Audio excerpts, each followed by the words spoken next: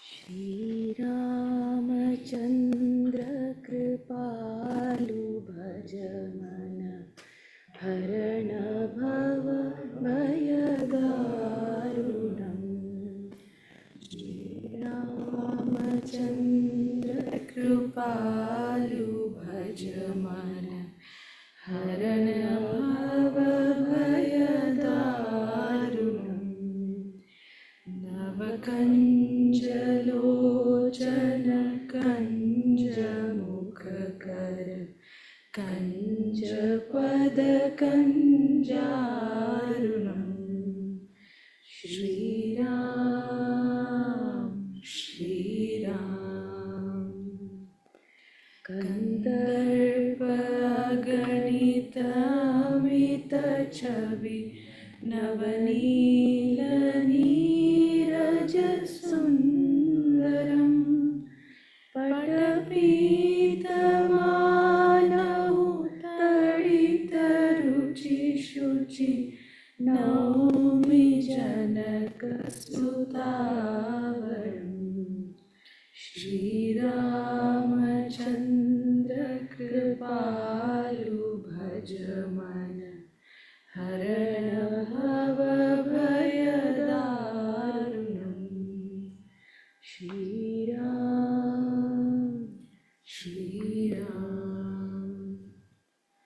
Bhajadina Bandhu Dinesha Danadaitya Vamsha Nikandanam Raghunanda Ananda Kanda Koshada Chandra Dashrathanandanam. Shri Ramachandra Kripalu Bhajamana Harana Bhava Bhayadarunam. Shri Ram, Shri Ram. Siramukota Kundala Tilaka Charu Udaru Anga Vibhushanam Ajanu Bhujashara Chapadhara Sangramajita Karadushanam. Shri Ramachandra Kripalu Bhajamana Harana Bhava Bhayadarunam. Shri Ram, Shri Ram.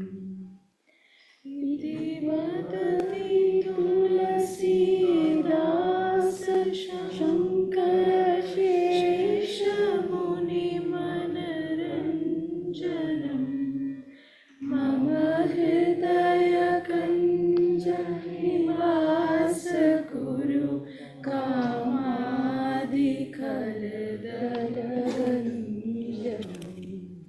Shri Ramachandra Kripalu Bhajamana Havana Bhava Bhayadarunam.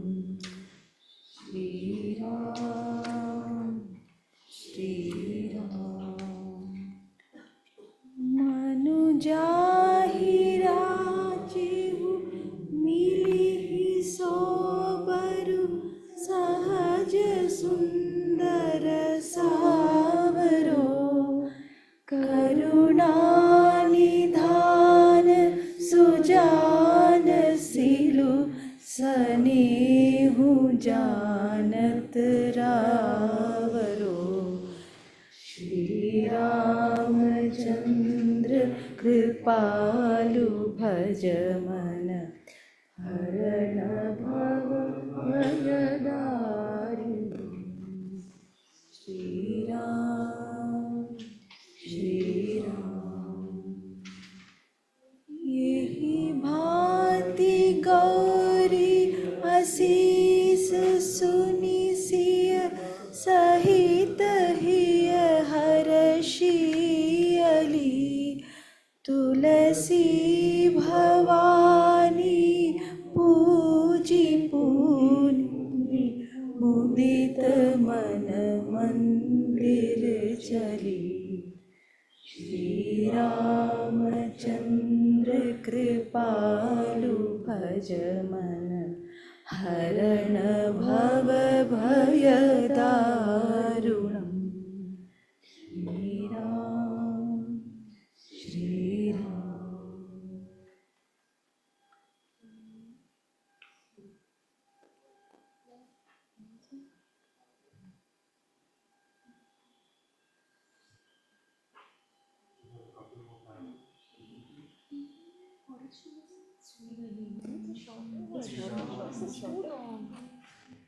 This is too long. इतना नहीं है.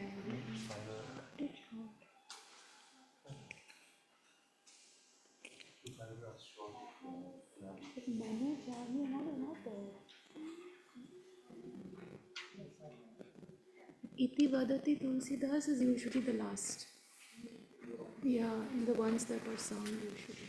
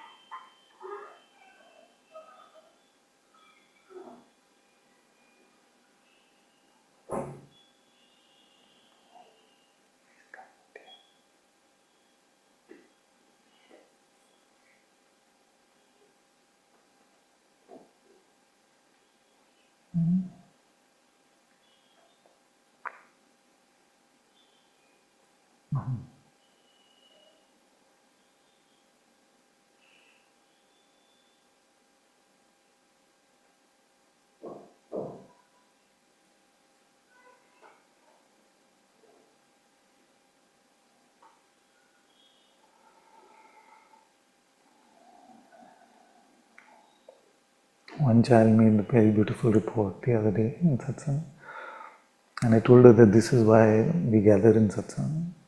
She said that as we were immersing together in God's presence, she felt like she is getting in touch with Him also in her heart. Within herself, she felt like she's meeting God as well.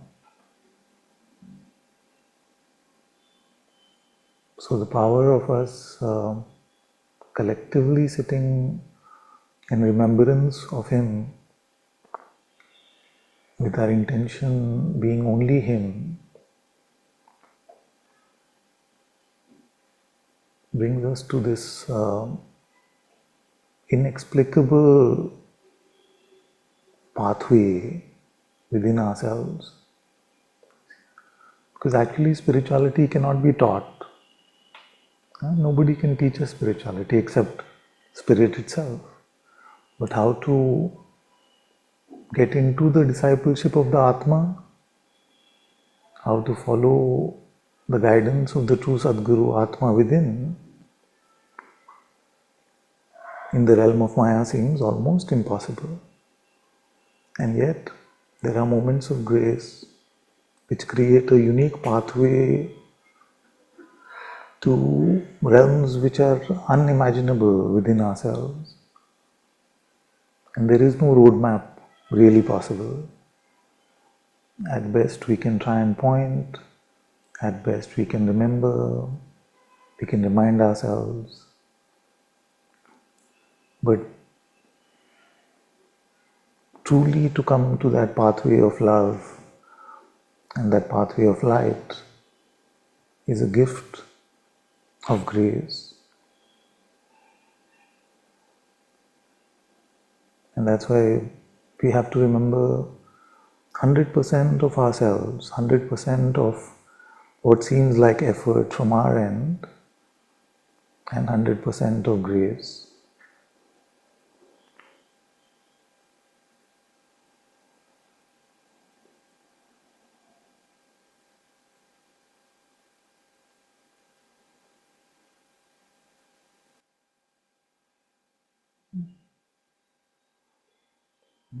I wanted to read something to all of you and read along with all of you.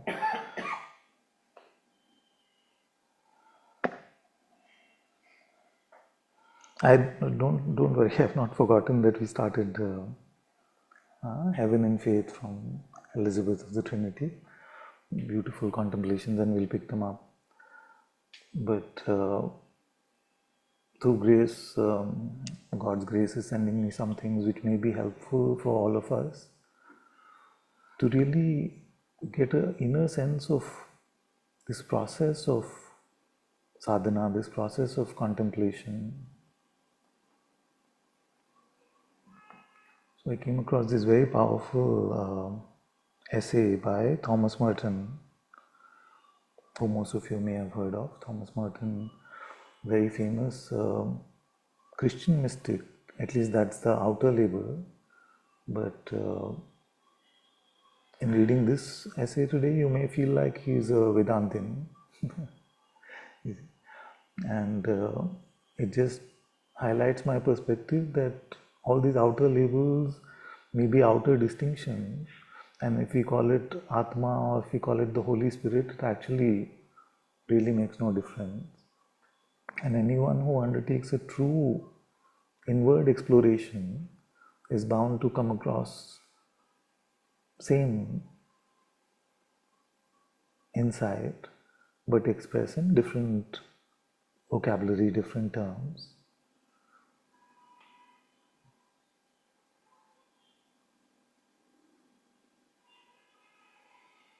So as I've been sharing that our effort for spiritual sadhana is the process of cooking. So our active sadhana, whether it is prayer, whether it is the EDS with breath, or mental japa, or the process of self-inquiry, all of the things that we can do are the active portion of the sadhana. But the real eating, so once the cooking is done, the real eating is to truly spend time with Him in an indescribable way. So in Advaita sadhana, we may call it Nididhyasana, and in Lectio Divina, which is the Christian sadhana, you may call it the process of contemplation. So here Thomas Merton is explaining his insights about what contemplation, according to him, really is. And it's worth contemplating what contemplation actually is. Now, so let's read a bit and see what we can gather in our hearts from this reading. Let me drink some water.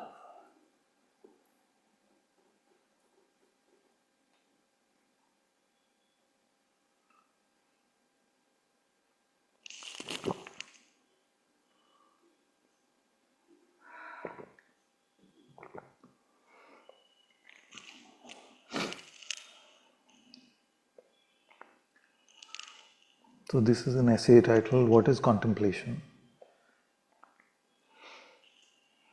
Okay, so before we do that, can we look at the spiritual instruction from last time and use that as a testing ground for what he's going to tell us. So last time we dove into this passage, which was, leaving myself, I sit in the unreachable abyss of my soul, looking lovingly at him, feeling him loving my heart, seeking his light without worldly eyes, unmoving except at his command.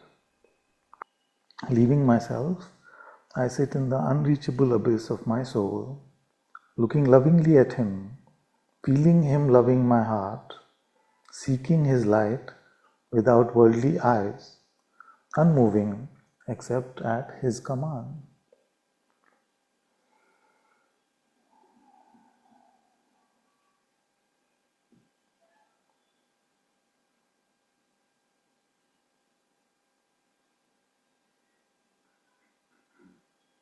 So the words of the passage can merely provide some initial momentum, for us to dive into that holy temple where the Atma sits within ourselves. But the words themselves, or even understanding them, suppose you were able to write a full paper on just these words, would not mean that we have a spiritual understanding. That aspect is clear. Not that that spiritual understanding would get in the way, but if we were to feel that that is it, that I've really understood this now, I can debate anyone about it, and I have the best concepts about God or spirituality, then I have come to the finality of it. That is not true at all. The true meeting of it happens in a deeper place, which our intellect cannot fathom. So that is important. So all of spirituality must bring us to this deeper place. Why is that important? Because in that place, someone sits, and that someone is the Atma, the presence of God. You see?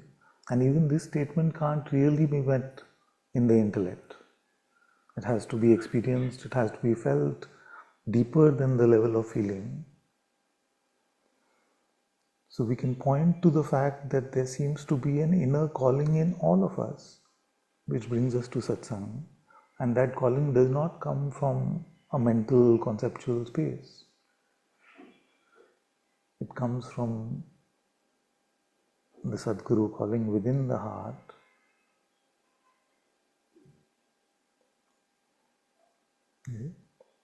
So,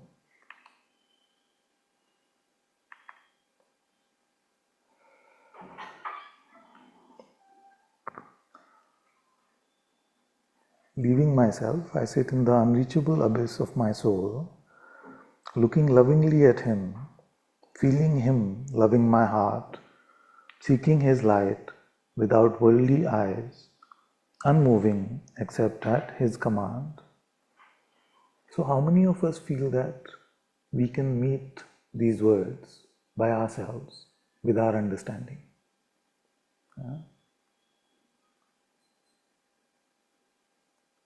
Can we meet these words with our understanding? We may meet the traditional meaning of these words. We may be able to interpret the meaning in the mental dictionary and say, oh, this is what this means, this is what this means. but at best that meaning is pointing to the truth which is being pointed at, and that truth itself is ineffable. With me in this? Feel free to stop me and say, what are you saying? My answer may not be satisfactory, because that's the whole point of what I'm saying, that we can't really explain it in words. But if something I can try and point in a deeper way, I'll try and do that. So let's say that we came across a spiritual passage like this. What is it meant to do? It is meant to bring us to that nididhyasana and ultimately to a samadhi, which is a complete absorption in God, complete absorption in His light and love. And we are exploring the pathway to come to that true spirituality, true spiritual union. Yes? So this is what he says about contemplation. And please excuse the sexist language, it is a question of time, that in those times it was tradition to write in this way. If it was written today, it would not have been written in this particular way, but read it with that forgiveness. So contemplation is the highest expression of man's intellectual and spiritual life. It's the highest expression of man's intellectual and spiritual life. It is that life itself, fully awake, fully active, fully aware that it is alive. It is spiritual wonder. It is spontaneous awe at the sacredness of life, of being. It is gratitude for life, for awareness, and for being. It is a vivid realization of the fact that life and being in us proceed from an invisible, transcendent, and infinitely abundant source. Invisible, transcendent, and infinitely abundant source. So that's great news, but it's also very bad news. So shall I read this part again? Or at least the relevant portions. It is the highest expression of man's intellectual and spiritual life. What is the highest expression of our spiritual life? What do you feel? Atma, and a deep loving relationship with Atma, and maybe leading to a divine union, a oneness emerging, whether it is a recognition of that oneness or a feeling of a spiritual betrothal with God, a spiritual espousal with God, which is just difference in vocabulary based on jnana or bhakti, but it's the same. To recognize that we are one and to participate in merging is actually the same inward process. It's just different external words. So this is the promise of contemplation, to bring us to our highest spiritual life. Are you saying contemplation itself is a... Yes, so it is like prayer, we can look at it in that way. It is itself the process as well as the fruit. So it is the process as well as the fruit. In different terminology, we may say that sitting in nididhyasana, we come to samadhi.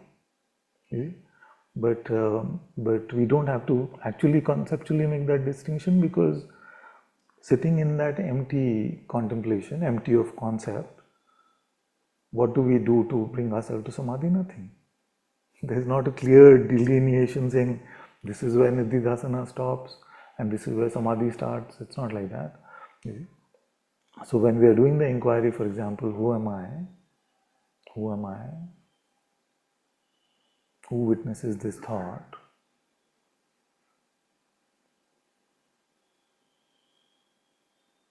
who is asking the question. That is the extent of my capability, isn't it? After that, for the insight of myself as Brahman has to be seen in a different light, which is not a worldly light. See? So although I have to do my dharma, which is to give this time and attention to God, it is up to His grace whether the true insight comes or not. Okay, so we are digressing a bit. So, Contemplation, the way you are, way I read this is, even the contemplation feels like an action, isn't it? okay, let me explain that again. So, whether we call it Advaita sadhana or we call it Lectio Divina, there are certain things which seem to be in my hand. What are those things? Those things are, the first step is Shravanam or hearing. It's also Lectio means reading. But whether you say reading or hearing, it's the same thing, which is to imbibe those words, immerse yourself in the words of spirituality, in the words of the sages who have pointed to God. So that is the first step, Shravanam. Then what is the next step? It is to do the mananam, it is to do the meditation. Now it's confusing terminology, because what in Vedanta, or the usual translations of Vedanta, what we call meditation in Lectio Divina is called contemplation, and what is called contemplation is what we call meditation. That's why the confusion comes. But it's not difficult. So just as we are doing it, it doesn't matter what you call it. So what is the next step? Suppose that you heard this beautiful line, which is from Saint Teresa of Avila, where she says that there is a place in our hearts where the Divine One, God, loves to rest, delights to rest. There is a place in our heart where God delights to rest.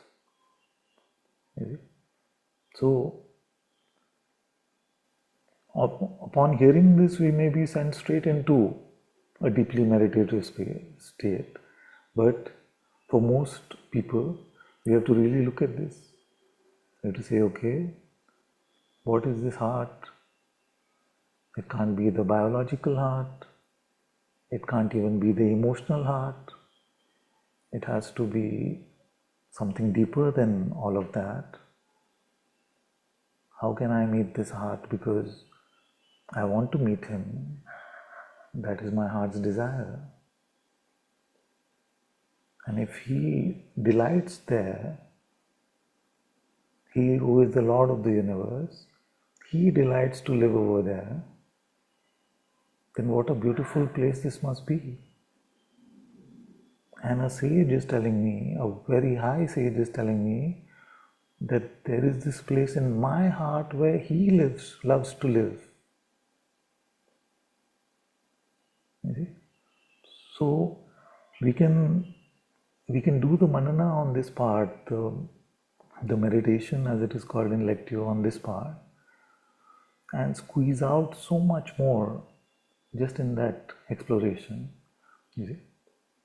And it really makes us focus, it really makes us one pointed towards what we are truly contemplating. Then in Advaita sadhana, this part is not mentioned specifically, but it's understood. But in Lectio Divina, it is mentioned specifically that we make a prayer, because you come to this point of helplessness to say, I can't go to this place myself. I can't go to this place myself. It is not possible. My intellect can't do it.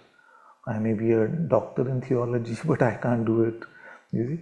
So we make this prayer either in words or silently, saying, God, Ramji, Krishna, Jesus, Allah, please help me meet you in my heart, because I am unable to but there is nothing more that I long for. I want to spend this life in your presence. And Ma Teresa has told me that you are right here. I don't want to spend this whole life in Maya. I want to set it aside. I want to keep my selfishness aside and live with you, Lord.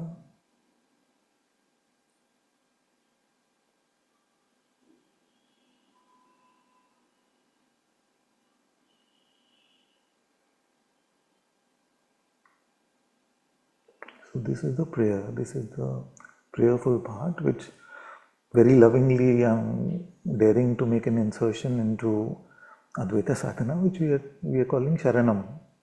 To go into surrender, to go into prayer to God, because where the sages are pointing us in any true spiritual scripture, we cannot do by ourselves. So that prayer is very beautiful and necessary.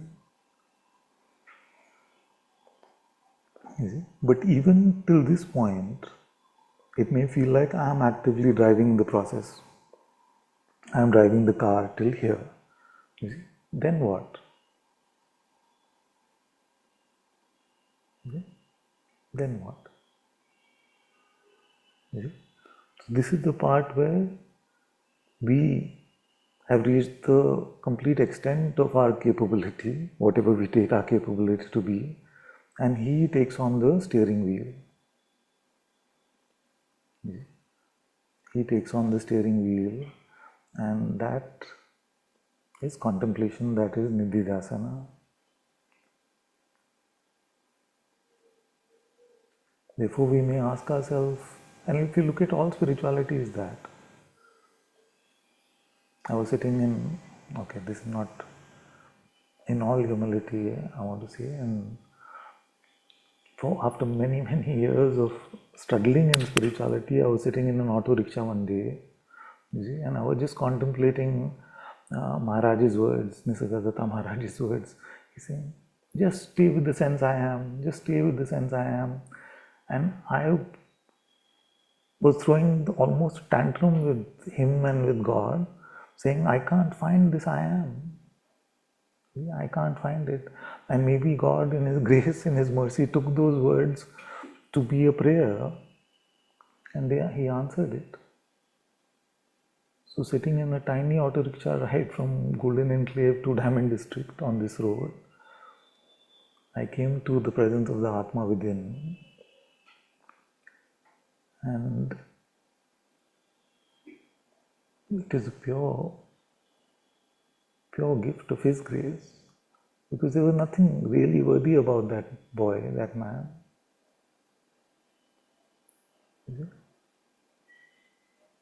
And then when it became apparent, I was like, but it's always been here. But this being, this presence, has always been like this. Is this what I was looking for? Am I fooling myself? All these doubts also come. So who did that? The tantruming I did. Let's presume I did. We can explore what is that doership also, but let's presume that my extent was the studying of I am that for a long time, and then feeling this deep inability but wanting it more than anything else in my life. But I was very immature, stupid, naive child, and it's purely His grace that it was met in this way.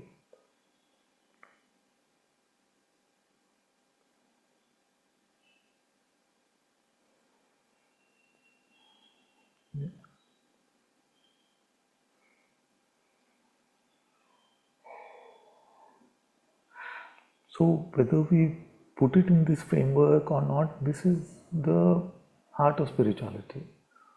As a bhakta or a jnani, or whichever path of spirituality we may want to follow, really the point is to,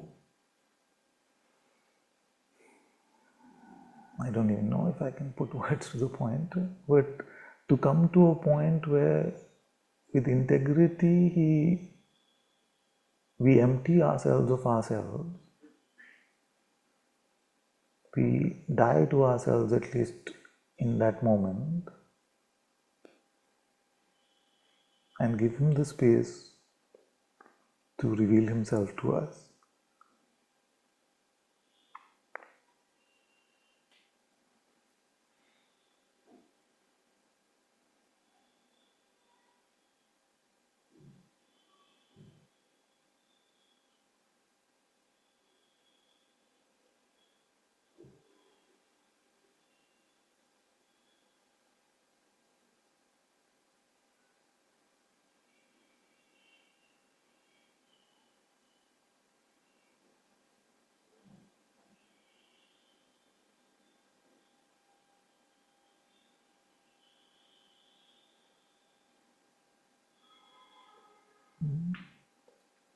Father, my Yes, sorry, one more thing I have to say. So, suppose that you rewind your life, or any of our lives, or many of our lives, a few years back, and you've just started a fresh relationship. It is a man or woman or whatever gender, uh, and we really wanted to be with this one, really wanted it. So we got into the relationship, and then we are so excited about it that we just like, oh, I love you so much, oh, thank you, oh, I love you, I love you, I love you, I love you. You see? So initially it may sound very sweet to the other one, you see, but if we are just in our love also taking up all the space and not letting the other one get a word in, you see, and you're like, so there must come a point that even in the expression of our love we become quiet, isn't it? To say, now I have expressed my love for you, but I want to allow you to love me as well. That is why the beautiful words of Saint Elizabeth of the Trinity, how to love God is to allow Him to love you. So, in any spiritual way, it cannot be that we don't allow Him to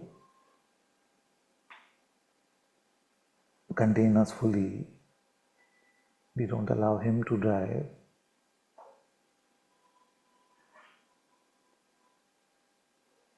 Like that day in the auto rickshaw, it was my last straw. I was just like, after this, what can I even say? Because he's saying so simply, you just be with the I am all the time. But I can't even start this process because I can't find this I am. And then that inner eye, that inner light in which we can meet our own Atma, is purely His grace.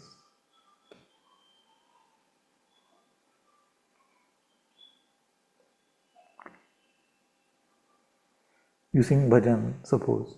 You sing bhajan, then you go to a bhajan, sometimes it happens like that, no? That you go to a bhajan event and they're just playing bhajan after bhajan after bhajan after bhajan. There's no pause. You see? So after like 5 bhajans, you're like, okay, now can we just sit maybe for a few minutes, just assimilate. So whatever the spiritual path may be, that sitting quietly in His loving presence is the very fruit of spirituality, is the very object, because in that all revelation can happen. Before that, it's like a worldly process. It's like we are trying to create God in our lives using our best ideas and using our best imagination and visualization. You see, but that process cannot lead to God, no matter what we do, by itself. You see? So it has to be faith-led and grace-led. See? Father, I think I am confused between contemplation and self and inquiry. So because I Use it always thought, synonymously. Use it synonymously. but then Father, I always thought, or again, not thought, like the prayers, I felt the way you are telling me to pray now is a lot of effort. Father, but I always thought that the prayer is so effortless that I don't have to put contemplation in between. Father, where it is, I'm getting So confused. it's between, the confusion is between inquiry and contemplation or prayer? What is the... The inquiry and contemplation. So I saw the prayer which you are just mentioning, which Jana shared with me. It looks so process oriented, Father. So it is like, do I need to follow the process to pray? What is the way in which we inquire or pray? So I feel inquiry needs efforts and prayer doesn't need effort, isn't that? Okay, if prayer was effortless, then we should be able to pray all the time. Because anything that is effortless should be possible to do all the time. So let's take an example of prayer, Father. Let's just Sri Ram one. So going through the words, this one prayer, I read, I interpret the words, and that's it. I'm not trying to put the effort of contemplating those words. Father, is it right? I should be doing that? Okay, so let's look at this. So firstly, I want to say that in my life at least, prayer has been the most difficult. It has not been effortless, not in the words of the prayer, because the words of the prayer can be very straightforward and simple. But in letting myself pray, in letting go of Maya and devote that time to God, there's so much distraction, and it doesn't matter, even if it is vocal prayer or mental prayer. After it becomes ajapa, of course it becomes. But even then, ajapa doesn't last. Like, I don't know if any of you can claim that you came to ajapa japa and it just went on forever. I don't feel like any sage has reported that. Our devotion takes such a momentum that our prayer becomes automatic, and then it becomes deep in the heart. Now, after it becomes deep in the heart, what happens?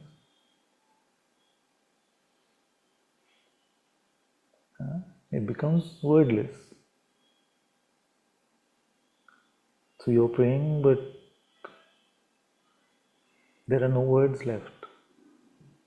You are in a state of bliss. In a state of bliss, in a state of love, where whatever is now left of me, if anything at all, is only lovingly looking at the Atma within. No words need to be spoken now.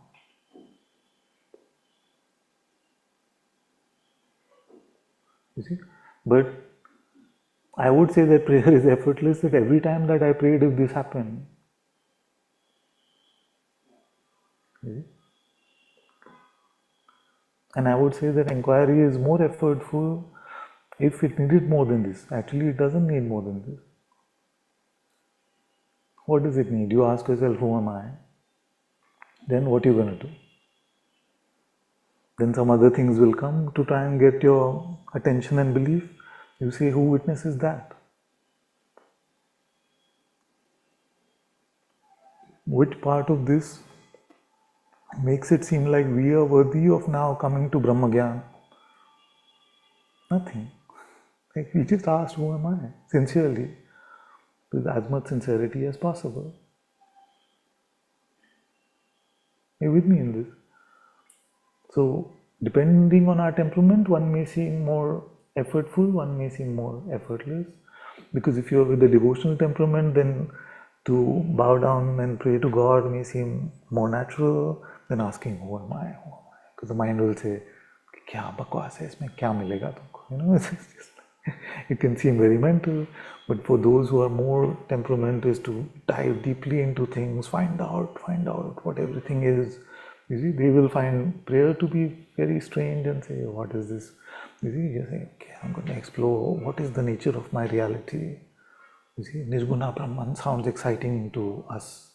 You see, so if you, for that temperament, so then that seems more easy.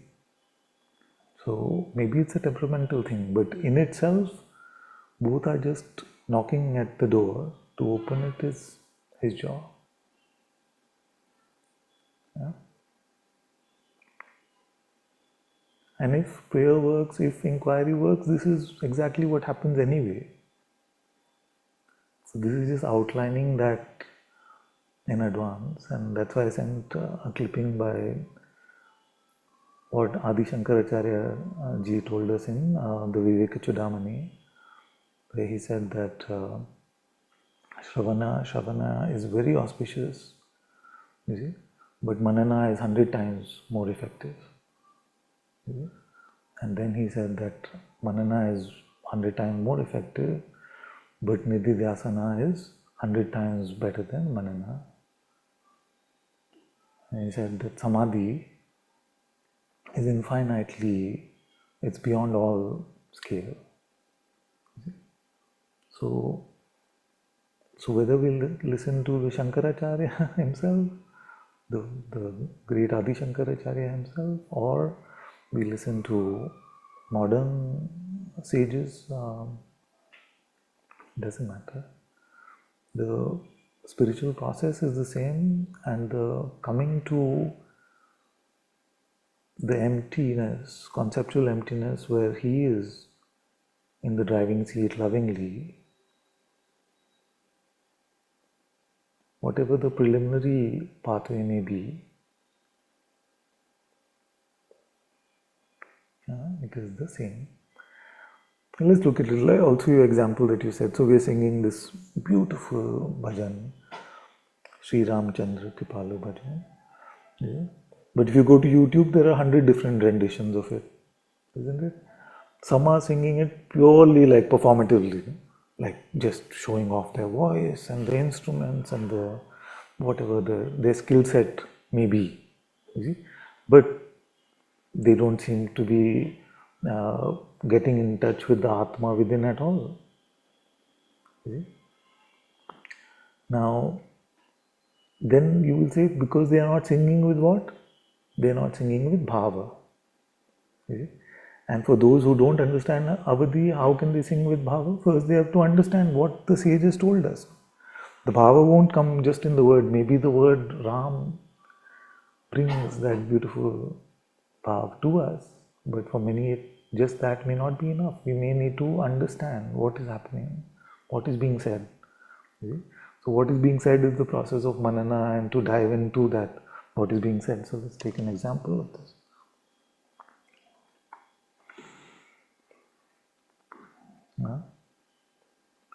So Tulsidas Ji has said, "O my mind, sing the glory of Sri Ramachandra, who is compassionate, who destroys the fears of the world, and whose eyes, face, hands, and feet resemble newly blooming lotuses." Already, you see, just in hearing that description, to know that this is what the sage is remembering about Lord Ram is so beautiful. Yeah. So to immerse, remember that this is a process of surrendering ourselves fully. To move aspects of ourselves we can surrender to bring to Him. That is why this process is also called the process of recollection. We were collecting our Antakarna fully and saying, Lord, I am yours. Bhagwan, मैं आपका हूँ.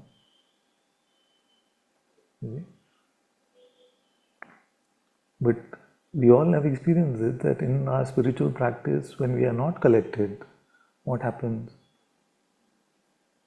Then it's a very distracted sadhana. No? You're sitting, maybe in your heart you're feeling some love for God, but your mind is telling you about some trip you planned overseas or something like that, and you're just thinking about these things. But there's still some. So your layers are not really collected and they're not fully happening.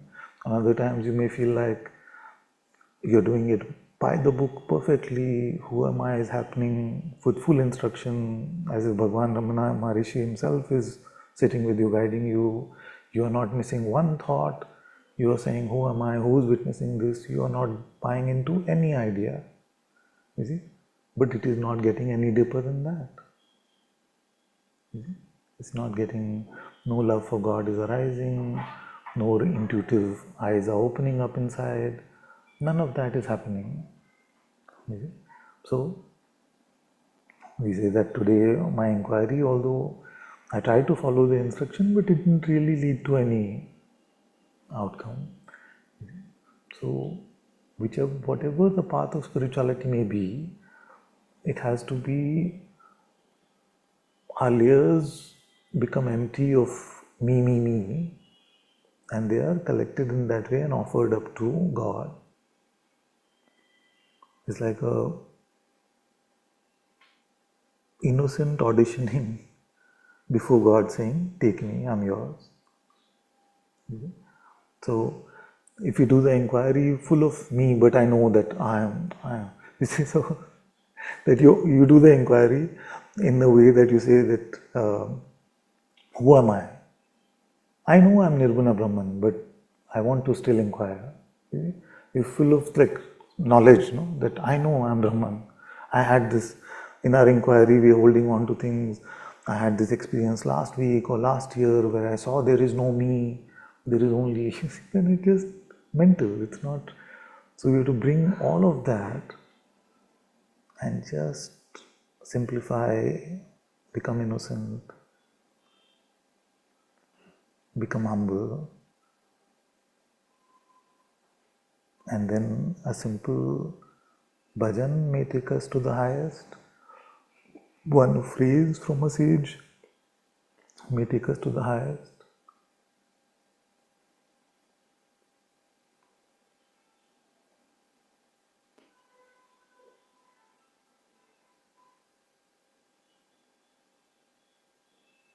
It is said that the Mahavakyas had this power, Aham Brahmanasmi. So if they had this power, why don't they work on us?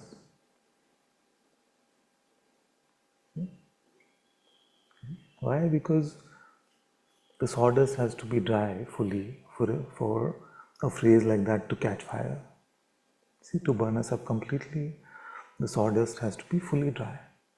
Fully dry means empty of the me, empty of selfishness, empty of desire, empty of all of those things, which is the qualifications, no? The dreaded 8 qualifications or 11 qualifications of Vedanta, where you have to be free from temptation, free from mind, free from pleasure and pain, free from being worried about hot or cold. All of these things are qualifications. So,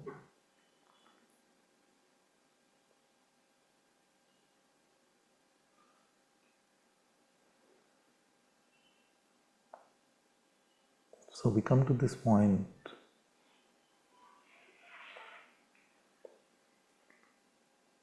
Okay, but did I at least try to do something? So,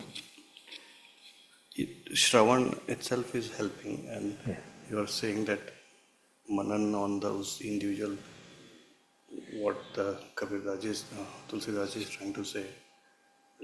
I'll put some efforts. If all of the steps help, as Shankaracharya, as Adi Shankara himself has said, it's very auspicious just to hear the words about God, about the truth. But he said, much more auspicious, 100 times more auspicious is to dwell on them, is to squeeze at them. Then he said that much more, 100 times more auspicious than that is to sit empty in the unborn. He didn't say all these terms, but in that quietude, in the silence.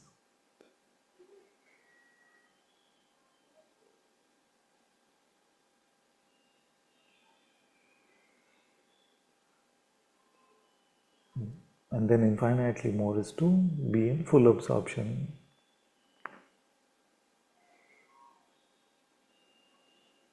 Now you may say that, but I've had this empty, being in the unborn, without having to hear anything. You may have some moments where it just happened. But what to do with that? It is not replicatable. It is not something that it's taken to be a pure gift from God, but we just have gratitude for that. You see, but that doesn't give us an excuse, which it does for many who've had spontaneous awakenings.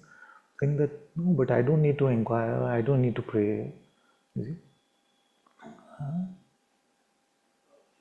Mike? You really have to sit and meditate, or like say,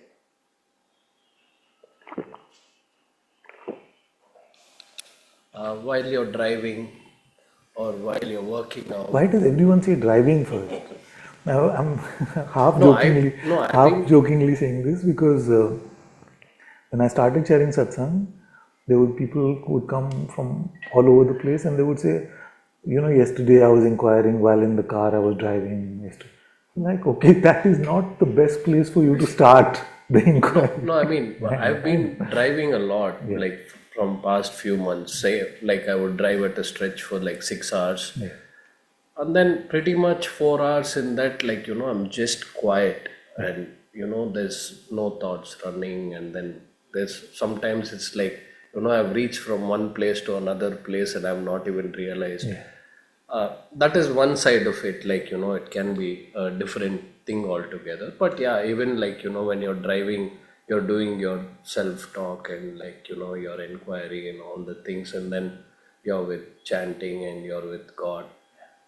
At the same time, the thing with when I work out, I do the same thing, and like even there are like hundreds of other people in the gym, and still like you're just by yourself and you're doing the thing. But only maybe like when I come here and I sit here, I like close my eyes and like be in that meditative state. Like even if I'm doing my household work, like cleaning or cooking, I'm still in that state, but maybe not in a sitting in one position and meditating or anything. But that state is there, like which is that you can't explain. But I really wanted to ask that, is it like a compulsion that on a everyday note you should sit in a place and meditate? Is that like a compulsion, or like do you need to do the prayer, or it's fine to do your day-to-day things and still be with the feeling that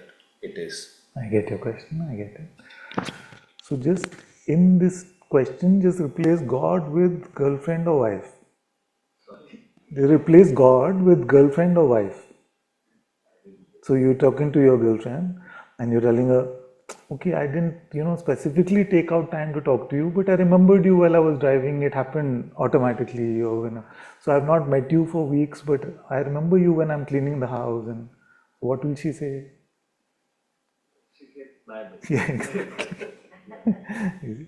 So if really we are trying to create a deep bond of love, then why don't we say that, can my other things happen when I'm sitting alone with God, deeply in love with Him? Will my other things which seemingly need to happen in this world, will they happen by His grace or not? You see? So if you were to put Him as number one, or her as number one, then our question should become that all I really want to do is be with Him. That's all I really want to do. But in the world, it seems like I need to go from place A to place B. Will He take care of that for me? You see? That framing of the question puts the priorities in the right order. You see? Because otherwise it seems like, and that's what your girlfriend may also say, which is that it seems like the other thing is more important. Second, I am incidental. You see? Like a nice to have. So in spirituality, we have to make God number one, if not the only, then at least number one. So say, I want to spend my whole day in prayer, but also I need to get from this place to this place, but I am not going to leave my prayer. Let's see if I get there. No, the prayer and like, even I get distracted and things like that. It comes back, okay? But I'm saying like, okay, I don't sit as to meditate and do prayer, but then the prayer is happening. But I'm not sitting with my eyes closed. That's what I'm asking you. Like, is it a compulsion on an everyday basis that, you make that time? Yes. Like how we make time for gym or how we make time for something Exactly, that's in a what I'm particular way. Like, of course, like without making. Okay, why do we make time for gym? Yeah, that's you need to go work. That's exactly. I got my answer in my question. Because it is important to take care of the body. So we say, no, I need to take out some time for the gym. But this is most important. So at least 2 to 4 hours a day, where our Sit only focus is God. Yeah, Where our so only sit in intent- a place and sit then in a place or stand in a place. The outer position not so important. Sitting obviously is the best, but even lying down. You see, lying down doesn't work initially because we may fall asleep. But once you get used to praying, then even lying down is okay. Many of my days, I don't open my eyes. I just spend with God, and then when I open my eyes, I finished like to my heart contentment, spending time with Him. And the rest of the day then becomes a bonus. But yes, focused, dedicated time where you yourself know that you have given up this time for God and for nothing else. You see? That you give Him your full attention, your full heart in that time. It is not multitasking, it is not. You see that your spirituality will be full of power after that. thank you. Yeah.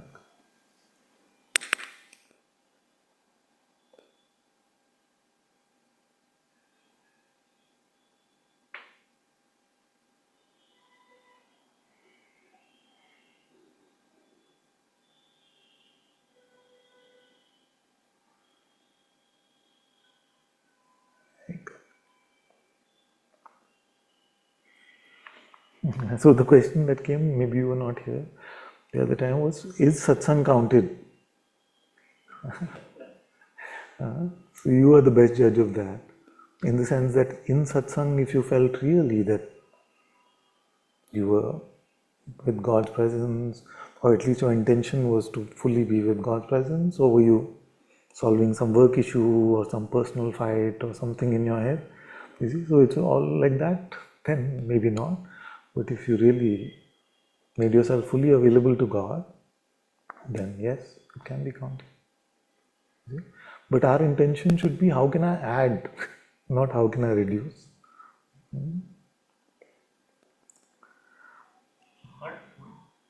Huh? Not to reduce. Why do you want to find ways in which the target is reduced? That itself tells us something about our priorities, right? Like Jesus said this beautiful thing, your heart is where your treasure is. Your heart is where your treasure is. So if your treasure is in Maya, then your heart will be there only. Like you'll, not the spiritual heart, but you know what I mean? Our preoccupation will be with the world itself. So if our treasure is in money, then even in satsang you'll be thinking about, okay, what is happening with my money? Did I get this check? Did I? You see? But if your heart is with romantic relationship, then even in satsang you'll be thinking about that. You see? So where is your treasure? What is the true treasure of your life? If it is God, if it is spirit, which is what spirituality is, then we'll be looking for excuses to how can I spend more time with my beloved. This relationship doesn't get old. Worldly relationships do get old. But this relationship is ever sweetening, ever deepening. This is not that kind of relationship where you feel like, oh, initial few weeks or months there's fire and then the fire is gone, so we have to find ways to keep the fire alive. You see, this fire just, after the initial effort and difficulty, it seems to just burn brighter and brighter. Not that difficulties won't come, Maya will play all its cards, but you will never say that this has become old and boring and it needs some freshness or fire. These things happen in worldly relationships, but not in our relationship with God.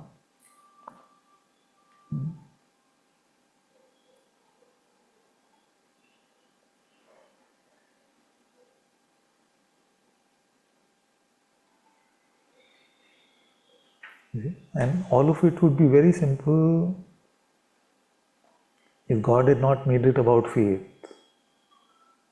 And because He has made it about faith, He has created this apparent antagonist, which also works in His power only, which is called Maya.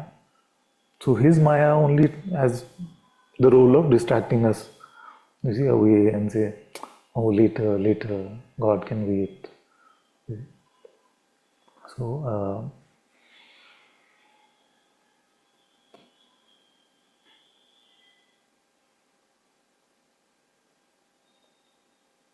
how do we truly convey that we love him or her?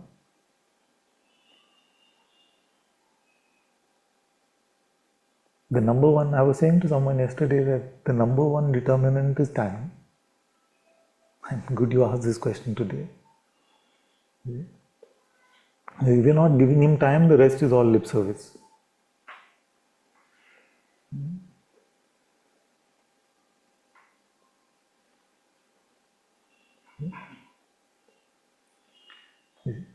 But of course, don't get into that trap of, oh, my day is not going well today because I didn't do my sadhana.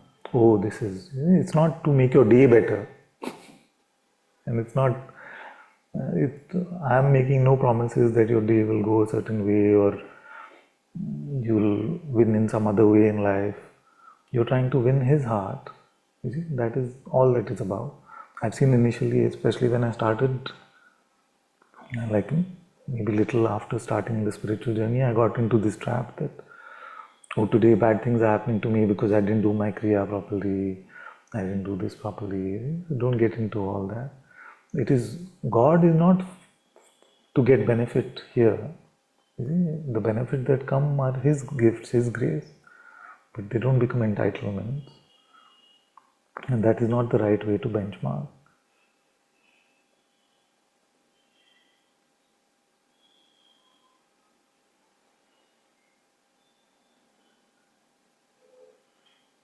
Also, what is very reassuring is St. John of the Cross saying that don't think it is a higher prayer if you were able to sit undistracted for the complete hour. You were able to sit undistracted for the complete hour versus another day where there were 100 distractions from the mind, but you kept coming back. He said, and I'm paraphrasing, but he said that it is a higher prayer where you took that step of love, of returning back to God in that difficult time of prayer. So all of us have those times, right? No matter how accomplished we may be in spirituality, no matter how long we've been praying, nobody can tell me that for prolonged periods of time, every day their prayer is just blissful. I feel like you'll be blissfully fooling yourself if you're saying that. So there are times where it seems, and when I say prayer, I'm including the inquiry, but there are times where it seems so easy and restful, but suddenly out of nowhere there could be a day which is fully full of distraction and not able to stay steady in your heart. So we have to go through all those ups and downs to really. So God keeps us humble. Anytime we are becoming complacent and we're starting to say, oh, now inquiry has become so easy. Tanam, who am I? Who am I? And like that. You see, so if there's pride creeping in, he has some built-in mechanisms to prevent the pride from coming.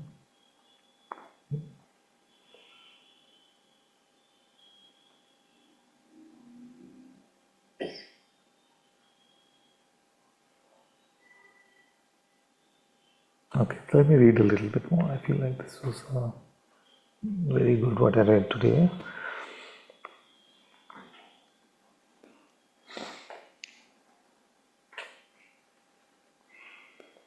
It is a vivid realization of the fact that life and being in us proceed from an invisible, transcendent, and infinitely abundant source.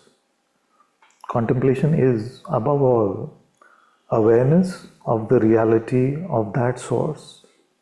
Contemplation is, above all, awareness of the reality of that source.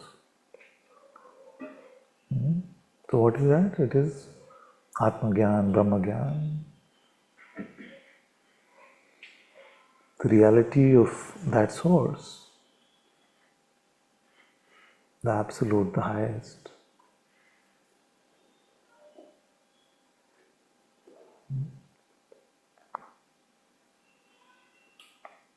It knows the source inexplicably, but with a certitude that goes both beyond reason and beyond simple faith. It's a very loaded line.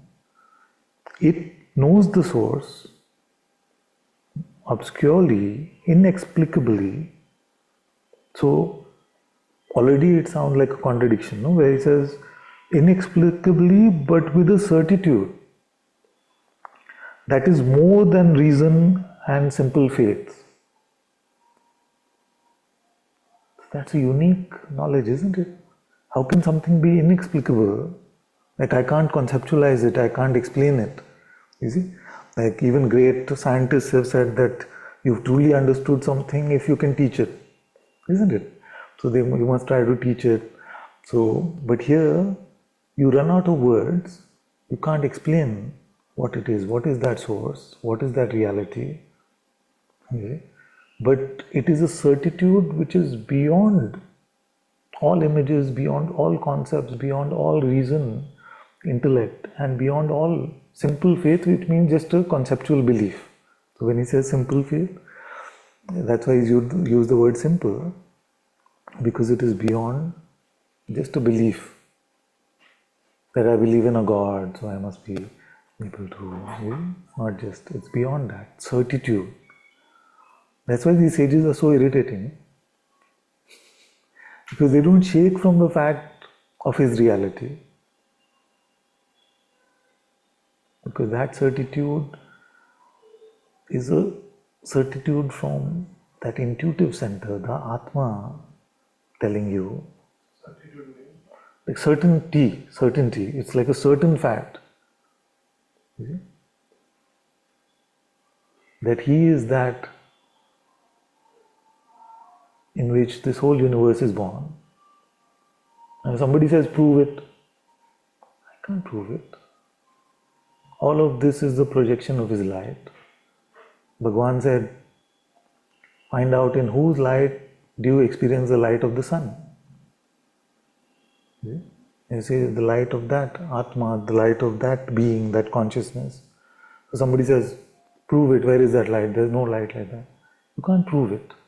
But the one who has seen this, seen in quotes, for themselves in the light of the Atma within, they have full certitude about it. Nobody can convince them that no, actually it is some other light. Then they say, but how do you know? How are you so sure? I can't tell you. I just know.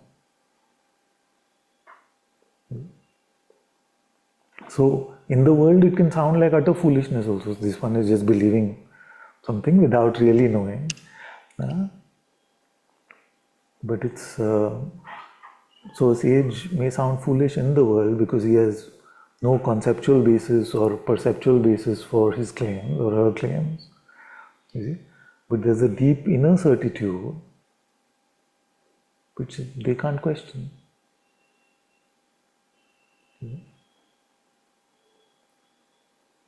So that is the contemplation, that is the gift of contemplation as well as the process of contemplation, where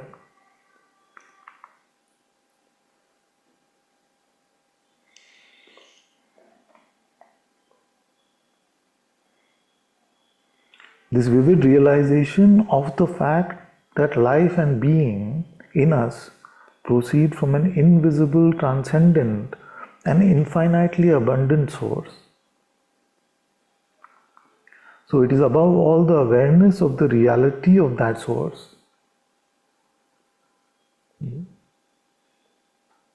So how is it that a Vedantin says the same thing, and a Christian says the same thing, and a Muslim says the same thing, and a Sikh says the same thing, and a Jew says the same thing, with just different terminology? Because that's what the inner environment looks like. That's what they find when they go inside. So all the antarmukhis, all the inward facing ones will come to the same insight, just different language. Because this truth is universal.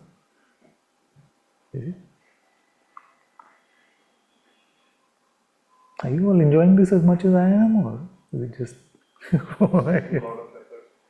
taking some effort? Okay, let's see if I can make it worthwhile.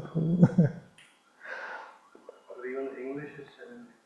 The English is challenging. That's true. I'll try and simplify. Abhi tak? Good? When you are translating it. Okay. So just worry about what I'm saying. For contemplation is a kind of spiritual vision to which both reason and faith aspire by their very nature, because without it they always remain incomplete. I'll explain that. Now suppose you are highly intellectual. You want to get to the bottom of everything, understand how everything works. So you try physics, you try chemistry, biochemistry, everything you learn. But you will never meet a scientist who's got the contented smile of a sage. Because there's still a deeper problem to solve.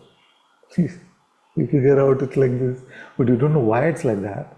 You're able to make some report on this is how things happen, this is how relativity seems to show up, this is what gravity is not a force, it's something else, whatever they say. But that contentment of Brahmagyan, where the intellect comes at a rest. So the intellect is always grasping, more, wanting more. What is the point at which it comes to a standstill? It is that point of, I am that. Because after that, there is nowhere to go. You transcended time and space. But when this becomes heart knowledge, then we come to the fruition of life. All our grasping for knowledge, all our grasping for understanding stops. But there's a loving deepening of insight, of course. It is not static or robotic. And suppose one is a bhakta, they're reading up on the lives of the great sages, they're reading up about Namdev and Mirabai and Tulsidas Ji and Saint Teresa of Avila and Saint John of the Cross and so many beautiful lovers of God, bhaktas of God. But till they taste it for themselves, it doesn't give you the joy, it doesn't give you the satisfaction, contentment. You see, so what he's saying is, it is in this being in this holy heart temple for God, in the quiet contemplation of God, that is what brings us true contentment in even these human aspects of our being. In our intellect become Shanti, in our wanting to love comes to Shanti. Many times our external grasping for love, grasping for understanding is just not feeling the spiritual contentment in our hearts. Just, this is what we really want. You see? Many times, not always, it could be also driven from the heart. That's what Thomas Merton is saying here. So he's saying that for contemplation is a kind of spiritual vision to which both reason and faith aspire by their very nature, because without it they always remain incomplete. Okay, what it's been said? Yet contemplation is not vision because it sees without seeing. It's not vision because it sees without seeing and knows without knowing. Okay? So we spent at least 6 months to a year in satsang saying, find that instrument which is not perception and it is not conceptualization or intellect. What is that instrument? Only with that light can you see the truth. That is why the Guru is called the bringer of light. It is that Atma which brings a light which can shine a light on the nirguna, on the invisible, on the qualityless. Otherwise, gurus would have been replaced by some halogen lights or something like that. It was just a question of some physical light. But it's a unique light of the Atma itself, which teaches you when we are being contemplative about that divine vision which is not seeing, which is not sight, and neither is it intellectual.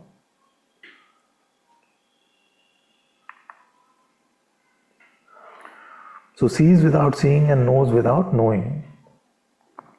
It is a more profound depth of faith, a knowledge too deep to be grasped in images, in words, or even in clear concepts.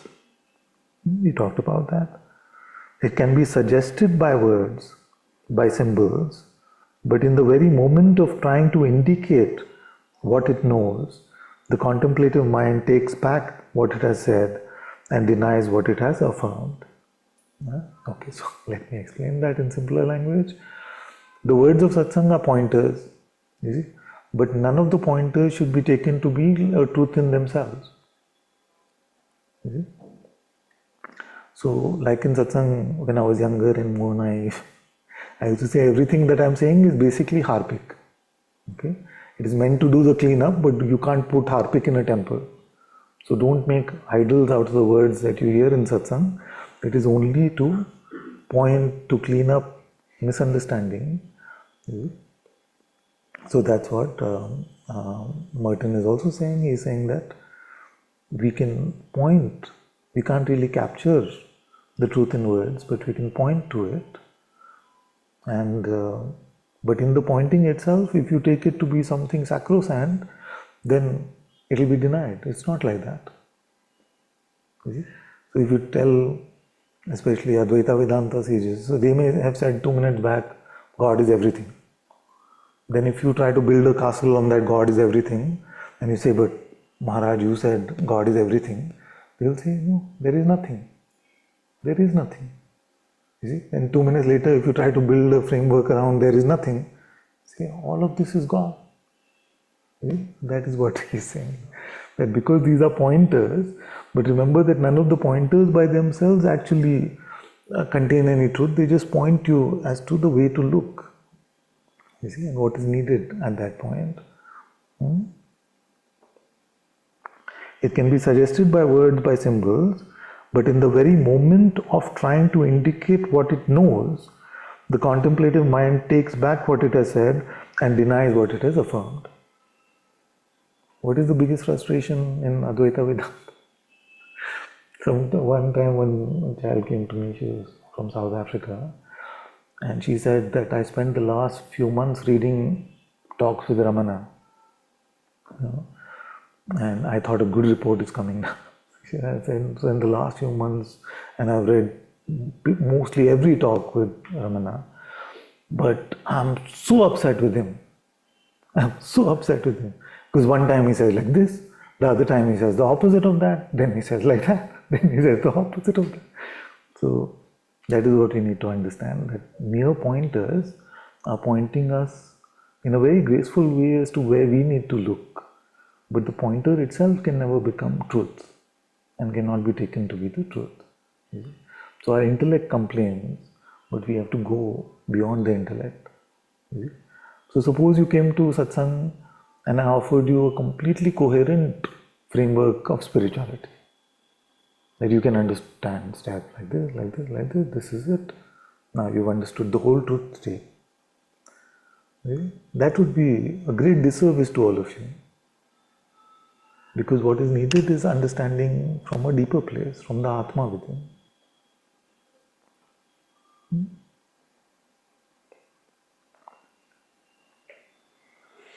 For in contemplation, we know by unknowing. We know by unknowing. So empty, conceptual emptiness, to let things go, is how true knowledge starts to bloom in our hearts. Or better, we know beyond all knowing or unknowing. Isn't that beautiful? Don't value conceptual knowing so much. And even don't get into the trap of trying to know unknowingly. Leave that also. Leave both ends. Then you come to the innocence of an infant. Then true Gyan can unfold.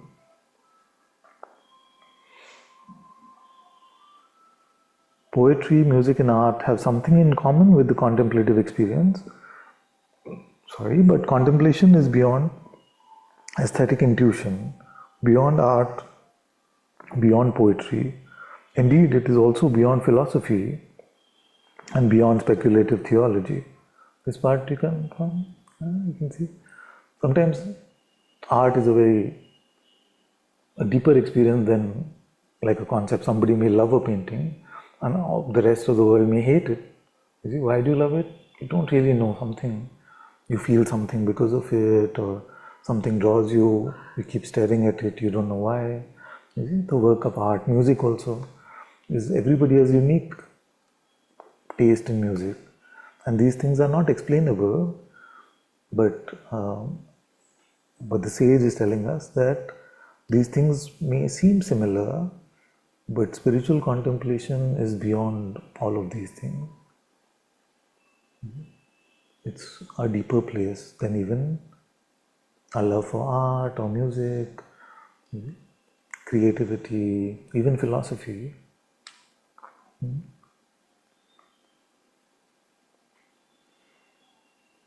And again he's saying that it resumes, transcends and fulfills them all, and yet at the same time it seems in a certain way to deny them all. Contemplation is always beyond our own knowledge, beyond our own light, beyond systems, beyond explanations, beyond discourse, beyond dialogue, beyond our own self. What does this remind us of? It reminded me of the Ribu Gita at least. Neti, exactly. So Ribu Gita is the full neti of everything. You see, it doesn't spare anything. So it's exactly like that. Not this, not this, not this, exactly. Very good. To enter into the realm of contemplation, because that should be our question now, isn't it? He's given us all the benefits, all the features, benefits, everything. Now our question should be, okay, I want this. How do I do this? You see? To enter the realm of contemplation, one must in a certain sense die. Sorry, not good news. But isn't that what satsang is? To enter the realm of contemplation, one must in a certain sense die. But the good news is, this death is in fact the entrance into a higher life. Very powerful word. So when we credit either Rahimji or Kabirji with the statement that the lane is too narrow, gali hai sakri, If there is me, there cannot be God. And if there is God, there cannot be me. That is what this sage is also saying, that unless we become empty of ourselves, or at least have the intention to be empty of ourselves, we cannot. In selfishness, in pride, we cannot meet this realm of contemplation, of inquiry. So we must leave the lane empty for God.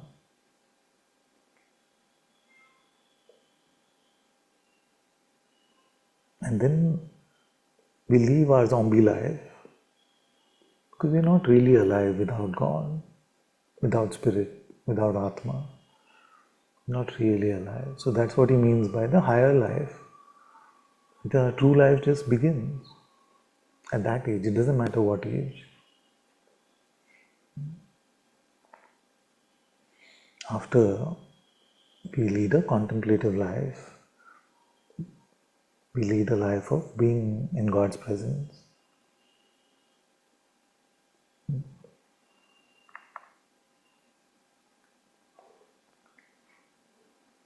Isn't the whole spiritual path so beautifully encapsulated in these words?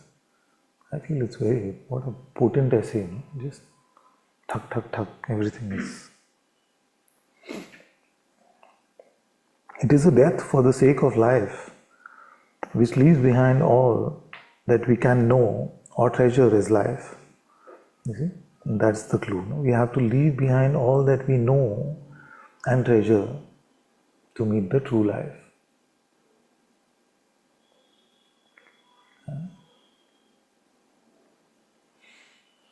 What all do we have to leave behind? As thought, as experience, as joy, and even as being.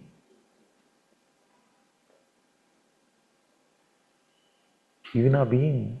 Say, my Atma also belongs to you. I leave that also. Everything has to be surrendered. Another sage, many sages have said this. Live as if you were never born. You don't exist. There is nothing to you. It is open and empty. The unborn, as Master Bankai said, the unborn, you were never born.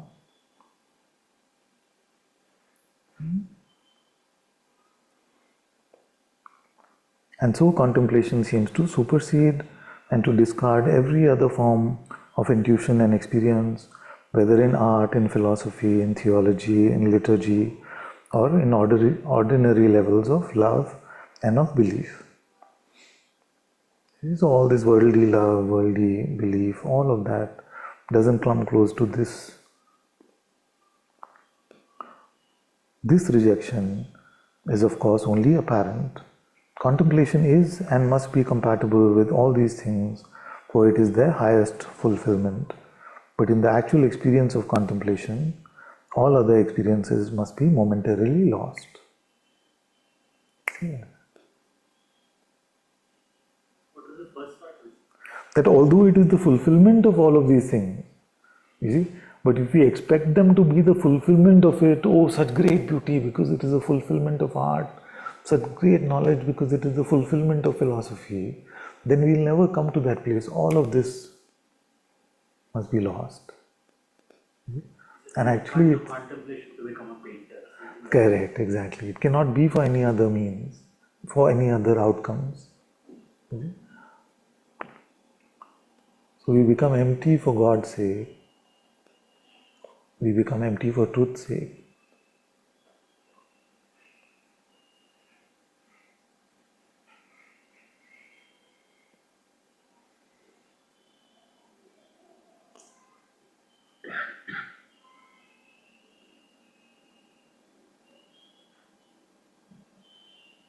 And then you have the experience of merging and the experience of oneness, where every phenomenal thing in the universe seems to dissolve. The sage says momentarily because in time it seems like a moment. But that holy awakening is a timeless moment, always here.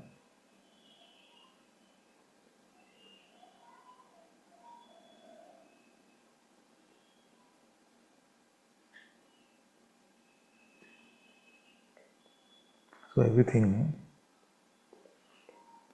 all experiences are momentarily lost.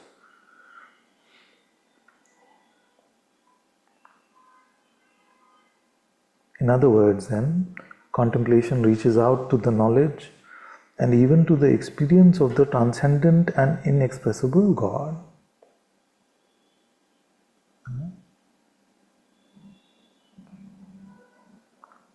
So when all else seemed to dissolve, we meet that transcendent and inexpressible God. What is that? The Absolute, the highest, Nirguna Brahman.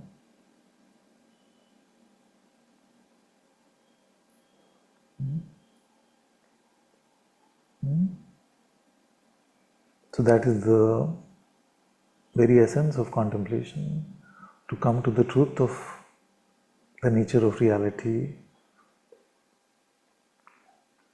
It knows God by seeming to touch Him, or rather, it knows Him as if it had been invisibly touched by Him. Beautiful? Touched by Him who has no hands, but who is pure reality and the source of all that is real.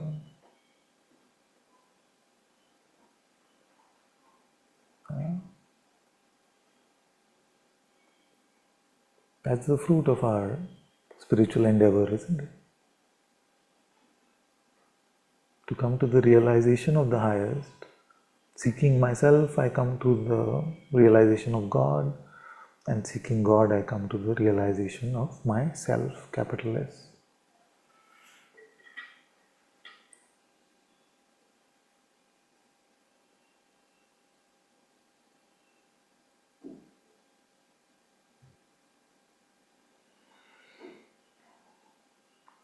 Hence, contemplation is the sudden gift of awareness, an awakening to the real within all that is real, a vivid awareness of infinite being at the roots of our own very limited being.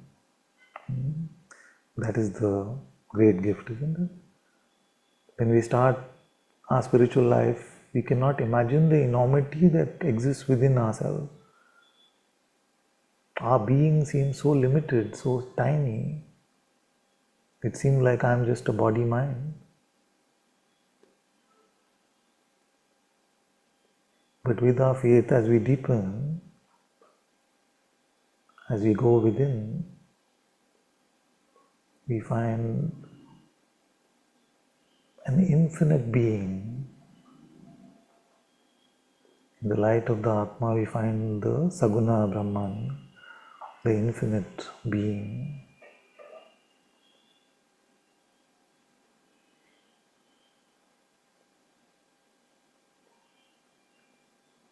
Within us, within myself,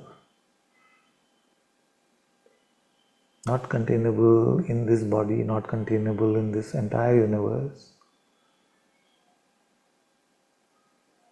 In fact, the universe can be said to be its body.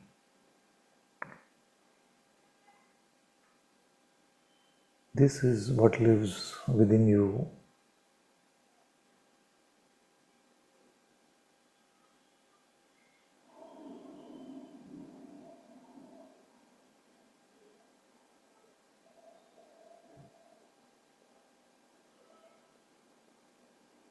Infinite being.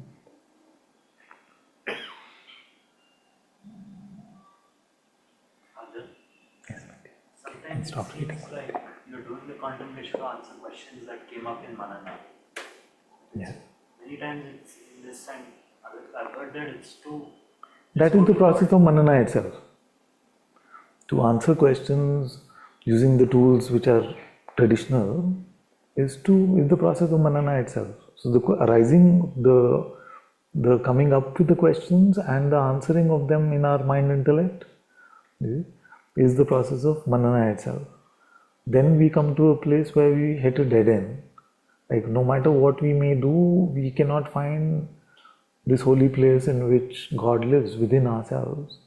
See, so you may ask all the questions you want, you may try to answer them conceptually as much as you want, but you come to an innocence because you see that there is no place for pride here. You see, no matter what you do, you cannot answer this question. Where does God live within you? You see? You may say, "I in my heart," and all those words may be fancy, but they will not have the living breath in them. They will not have the living experience in them. So you know this for yourself, and then your arms become open, surrender. And whether the prayer comes in the form of words or it is wordless, you come into the refuge of God. And if it is His will, it is His grace, then the answer which is beyond the intellect, beyond the mind,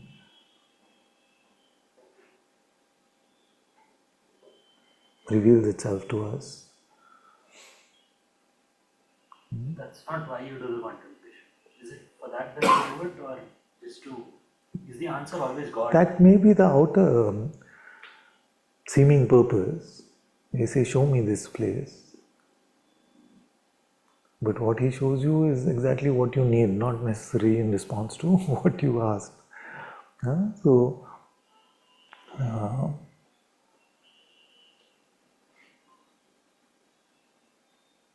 in your heart, it is God who makes love and light. So, in this process of being empty for Him,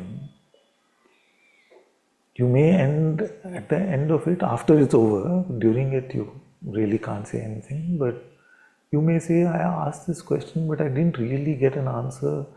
But why do I feel so much love?" Sometimes the answer comes in the form of that holy light. It shows us what our eyes cannot see. And sometimes the answer comes in so many different ways. But it is the answer that we need most, because in our mind, in our intellect, we don't even really know what to ask. So He doesn't limit Himself based on that oh, उसने सही question पूछा नहीं तो मैं उसको उसी का answer दूंगा.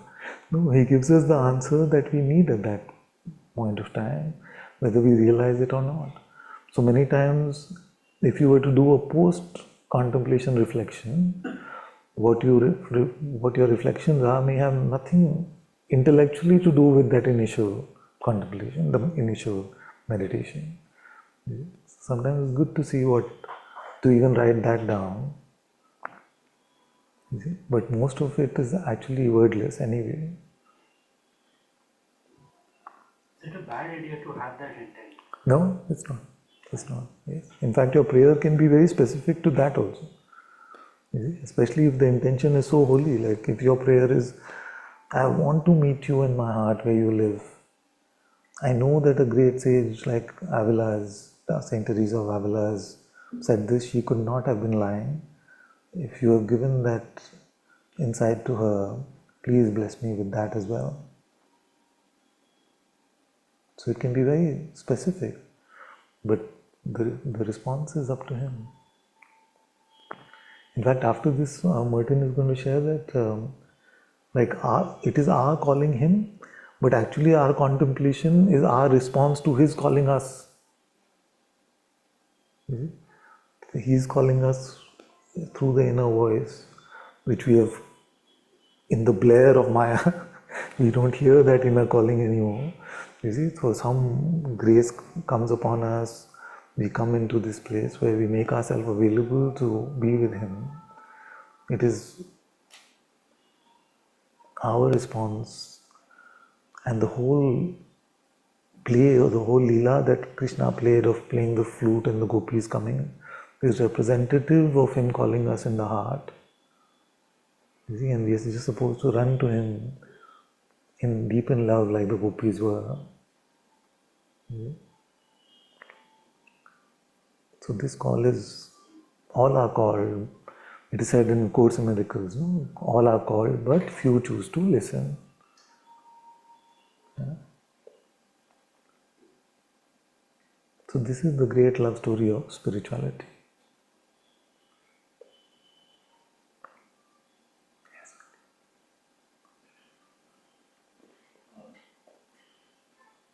You want to do?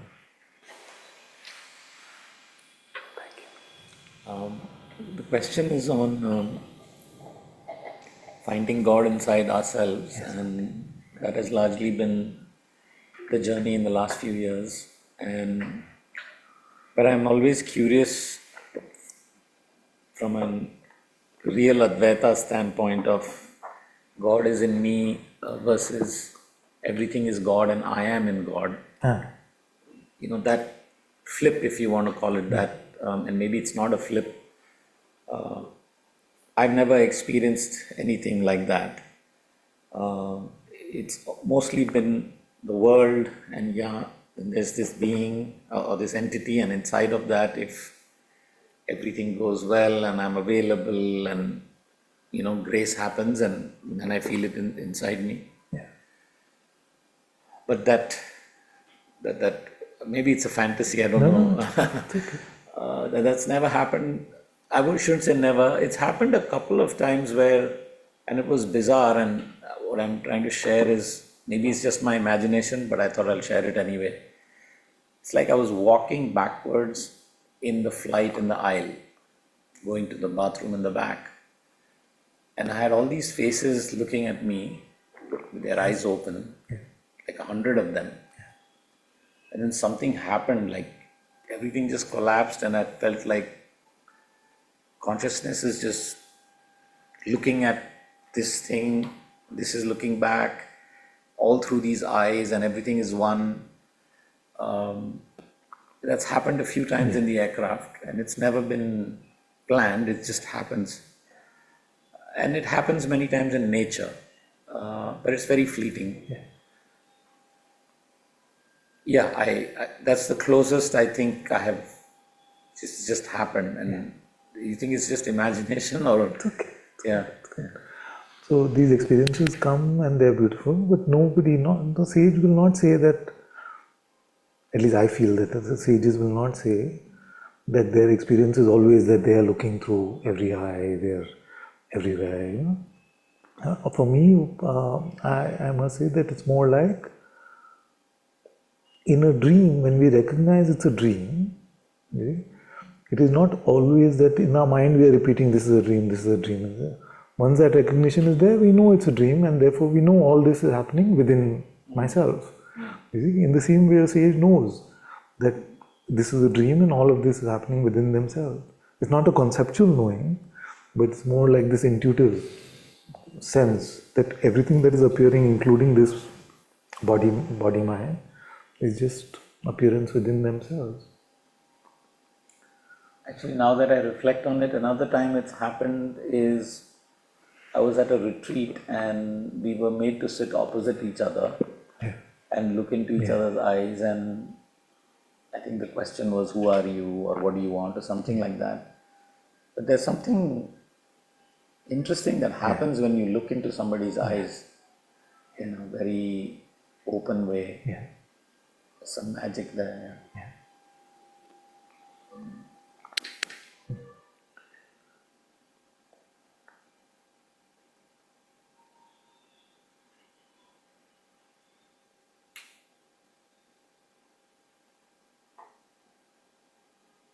Yes, there's something which is unexplainable in that. The highest I feel is the glance of the Guru, the glance of the teacher, and to be with that glance that's something that we can never explain.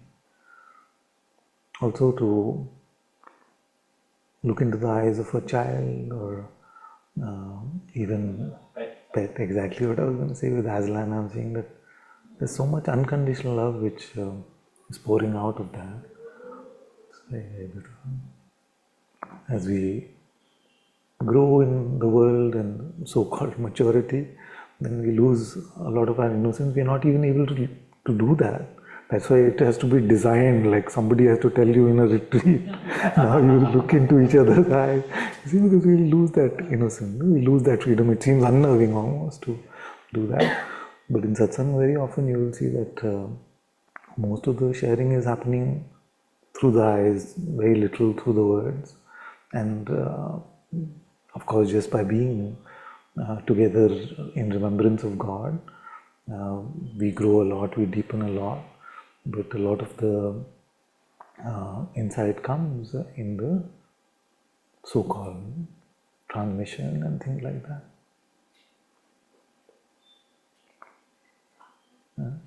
Yeah. This insight that comes, Yeah. it's different from knowing. Yes, exactly. Yeah. Yes. And then knowing what you mentioned in the auto. There is so when the insight comes, it goes. It just seems to be glimpses, and it seems to fan the fire a little bit of staying with it. Yeah. And I think so much that it's all about the desire, the will to stay in that space, right? Yeah. And then when there is that knowing, Yeah. then there's no, then you're always in that space. Let's dive into this. This is beautiful contemplation. So,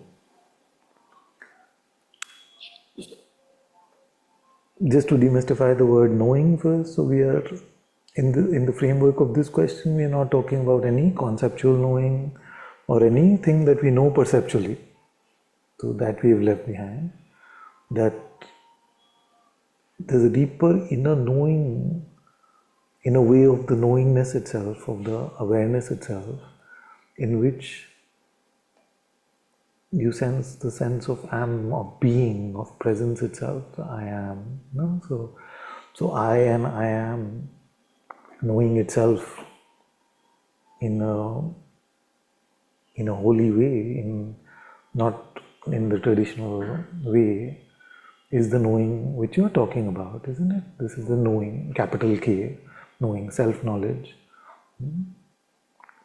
So now, what is an insight then? An insight is like a fragment of guidance from the Atma, from this presence of God within. And it says, look in this way, or this is how.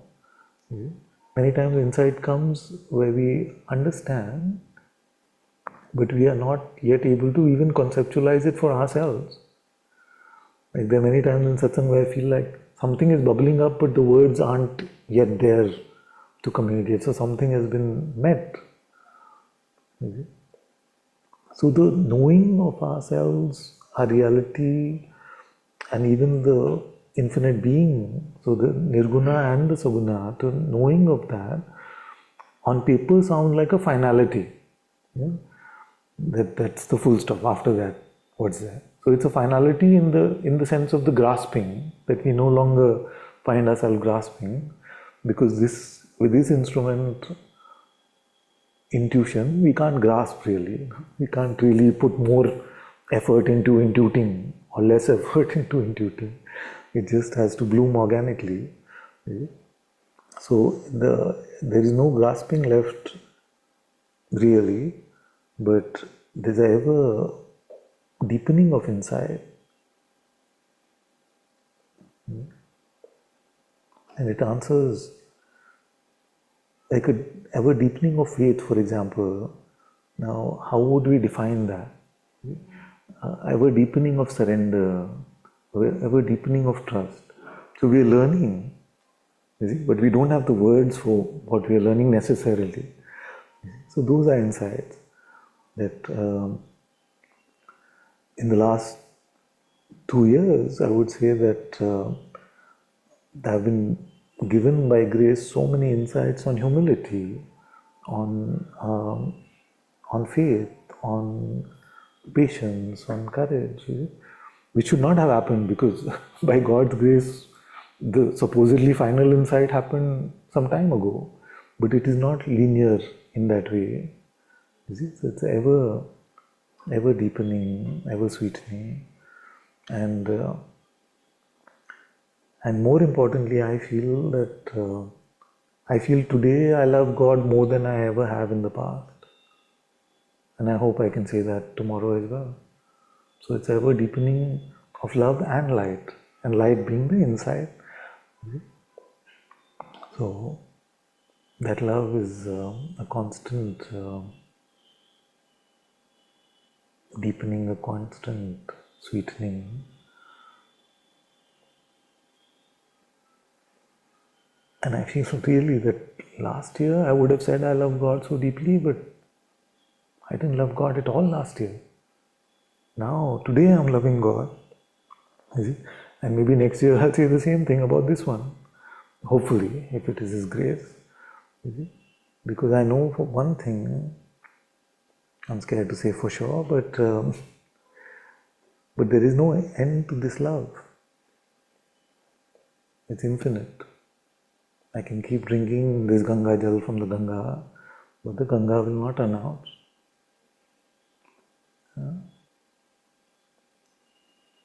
So both in terms of knowledge, capital K knowledge, as well as love, we are going deeper and deeper into that.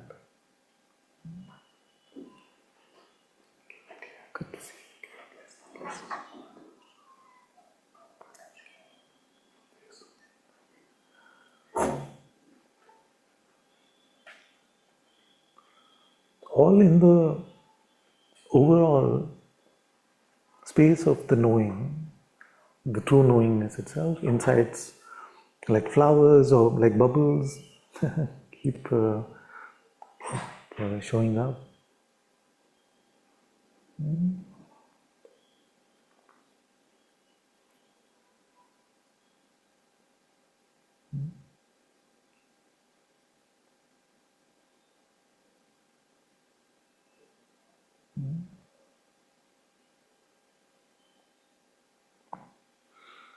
The next chapter that is written is what contemplation is not. So that's also very nice. So maybe next time we do that. Although this I've read only halfway.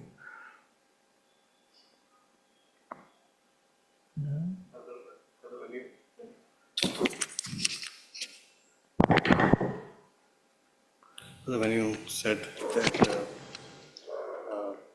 today I'm loving God more than ever before, and I hope I'll say that tomorrow. next time or tomorrow is even more.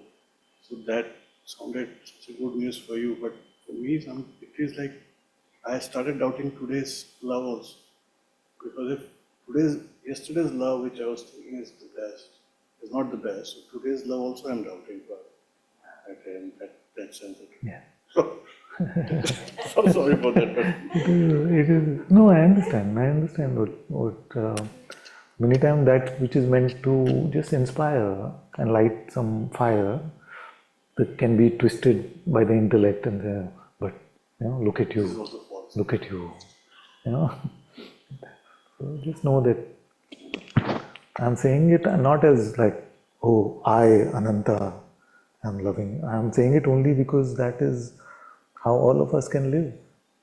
You see, and this is what I've learned, that this love for God just keeps deepening if we just allow ourselves to surrender, if we just allow ourselves to go. Also, instead of the checker guy, this is a tip for all of you, when you hear something like that, just instead of the checker guy making a report card and convincing you this is where you are, allow that to just set fire to you inside. Just like, oh, I can love God right now more than I ever have before.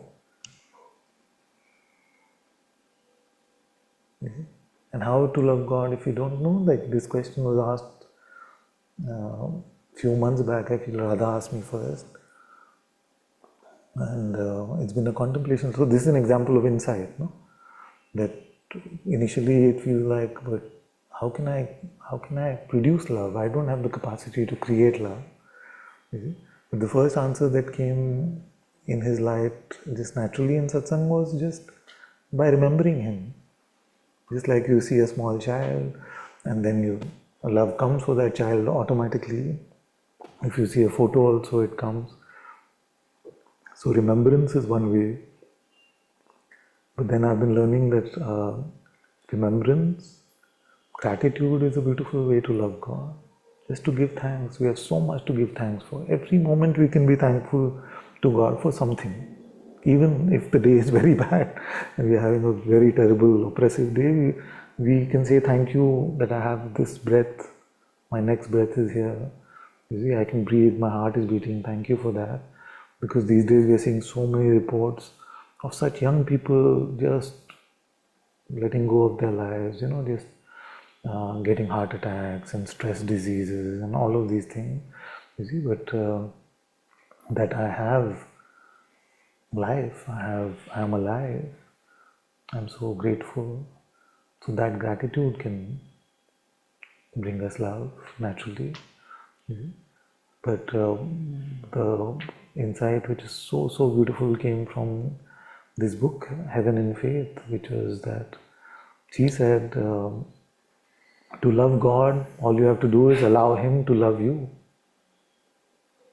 Isn't that beautiful? This is an example also of deepening inside. So, if you feel like you don't love God enough, allow Him to love you more. Just show up like a little boy. Leave your grown-up maturity. Leave it. It seems valuable in the world, it's not. बच्चे बन जाओ पहले. Huh? Like, act if you have to. Just act like children. Right? Just show up. Just when you're alone in your room, just show up like this for God. Love me, God. Huh? So that self-consciousness has to go. Like all this we learned only as grown-ups. That I have to be like proper. So satsang firstly is a safe space. You can just, if you're sitting like this the entire time, nobody is going to judge you or blame you. They're going to probably get inspired or jealous, one of the two things. So just feel free, whatever it takes. We spend so much time in this room together and on the Zoom together. So just feel free during this time to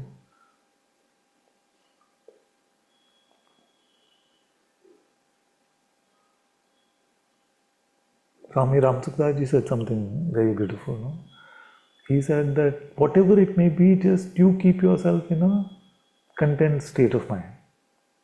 Don't allow this, like I'm paraphrasing and saying, don't allow this mind to bully you into negativity, into unworthiness, into doubt. You just like, okay, I don't know how to love God. He has to fix it. I'm here. I don't know. Just keep yourself in a fragrant frame of reference, so that what do you want to welcome God with? What do you want to welcome God with? What is the incense you want to burn? There's love, there's joy, there's peace, there's gratitude, there's faith, there's humility, there's so many beautiful incense. Which one you want to buy from me? Look, it's burned. All these are attractive to him.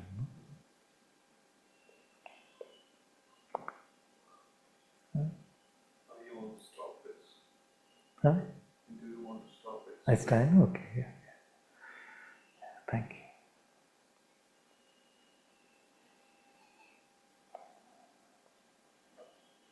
you. Let's see, somebody has their hand up.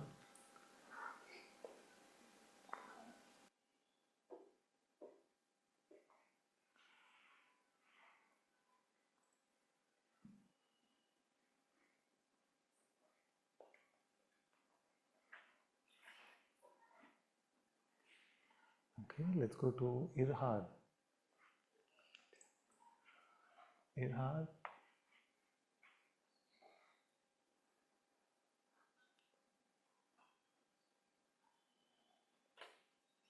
I wonder if they put the hand up by mistake. We wait. Let's come back to them. You're here, my dear. Okay, let's go to you. Can you hear me? Yes, yes, my dear. Yeah, so I have a question. This feverish thinking, which, how to explain it? Sometimes when I'm in the presence, I'm very joyful, very happy, but I get a small sense that that state is very naive. And then it's like something will happen. It brings me back to my old usual self with feverish thinking.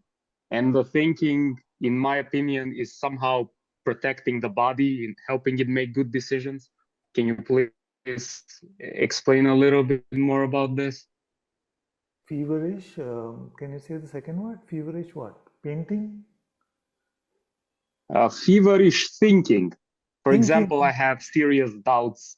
Yes, yes, yes. Thinking, yes. Feverish thinking. Yes.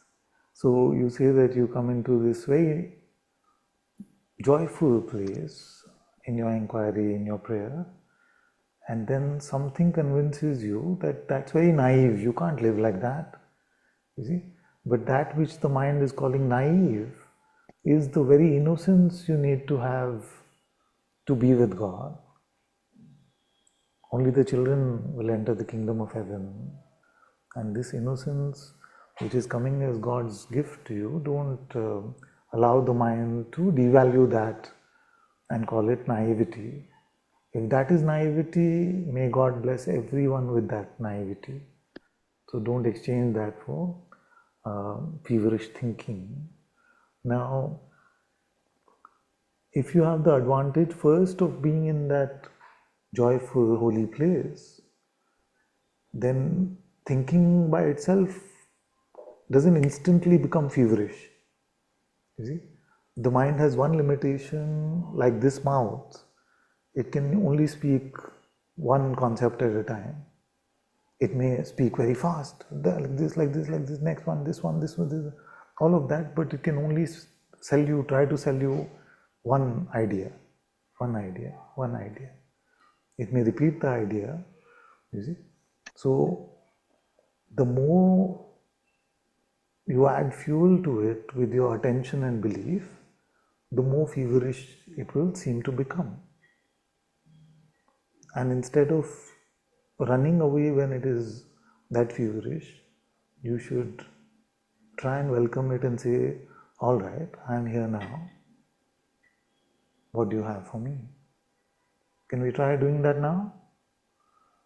What does it have for you now?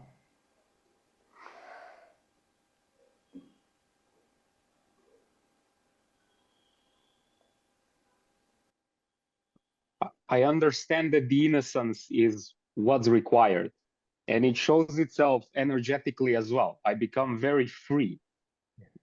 But the issue is with other human beings, with decisions that I need to make. I don't know how to navigate it. Like, I have only relied on my inner voice, and when that subsides and the mind becomes in those moments incredibly silent, it's just how to navigate it without the inner voice, like how to make decisions. Yes. Okay. So what you're calling the inner voice at the moment seems to be the voice of the mind, which is telling you do this, go left, go right, book the ticket, don't book the ticket, travel, don't travel, whatever it may be saying. Now, if you remain empty, which is to allow this voice to come and go, do you find that life comes to a standstill, your body comes to a standstill, you don't move, you don't eat, you don't function?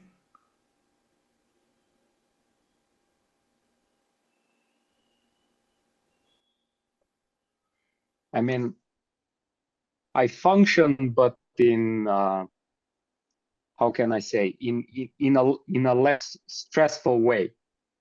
Yes, For that's a good. example, I couldn't make some important decision in that state because doubts immediately come. Yeah, yeah. Now, firstly, remember that beautiful functioning which is happening independent of your mental intervention.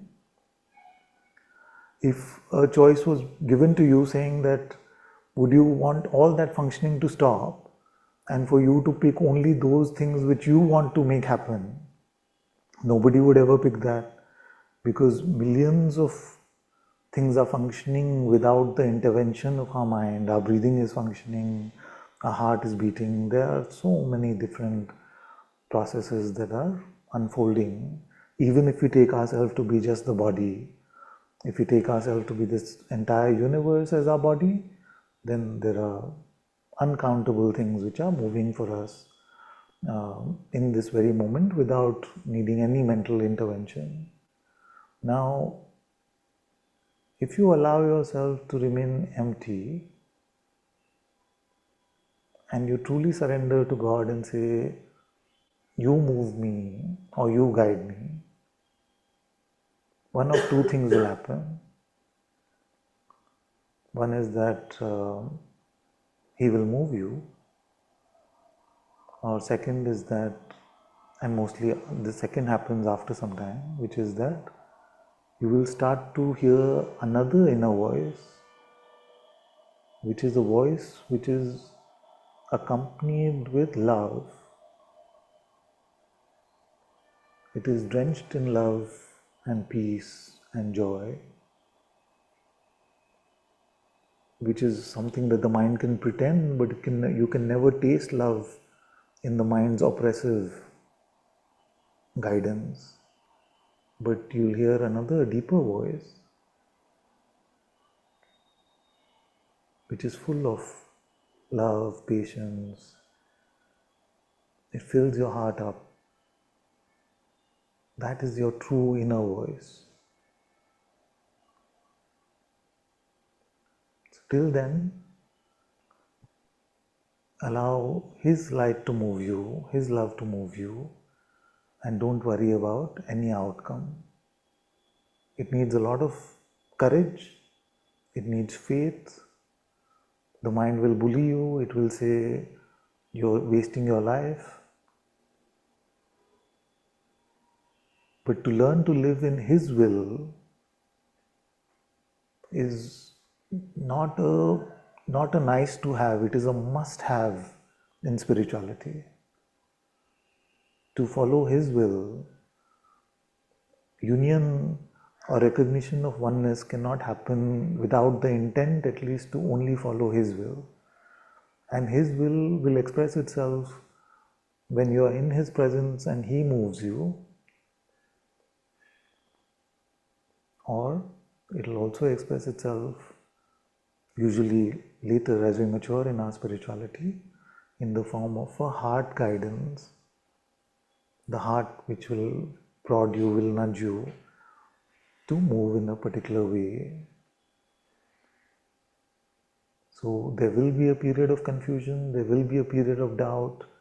Your mind will throw everything at you, but you have to be strong and you have to say that unless it comes from God, I am not moving. You miss a flight, okay, you miss a flight. You miss something important, you miss something important. But that faith, that expression of love for God counts for something, and allow yourself to surrender your individual will, your mind's direction to God's will. And the more you allow that to happen, the more natural it will seem. Soon it will become, well, soon is relative, but it will become that you have a compass in your heart which gently prods you in which direction to go. You see? So our life becomes lighter, it becomes without the stress, the push-pull of decision making. where it seems like you need to make decisions, but your heart compass will show you which way, and you're no longer scared of saying, I don't know. Many times in the Sangha children ask me questions, will you do this, will you go there, will you be here, what is going to happen tomorrow? I just say, I don't know, unless I feel in my heart that some answer is there. So don't be scared to not know where your life is going.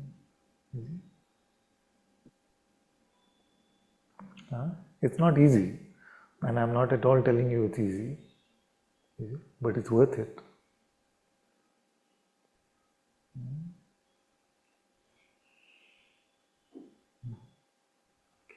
I think. So basically faith. Huh? So basically I need to have faith that. Faith, yes. Thank you. And the courage to just meet whatever outcome. Don't expect that if you surrender yourself to God, then things have to go according to some idea that your mind tells you. That, okay, I surrender to God, so now everything should go good for me. You see, everything should go in the direction that I want. We don't know actually what is good for us in our mind. The only way to judge what is good for me is where it comes from. And if it comes from God, then it is good for me. If it comes from my pride, from my ego, from my selfishness, then as good as it may seem in the world, it is not good for me. Okay? So don't burden your surrender under a checking of the outcomes of good or bad.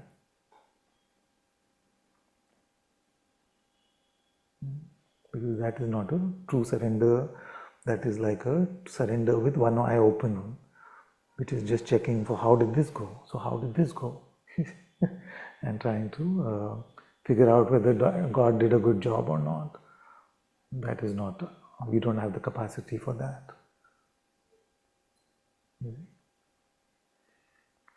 Okay, very good.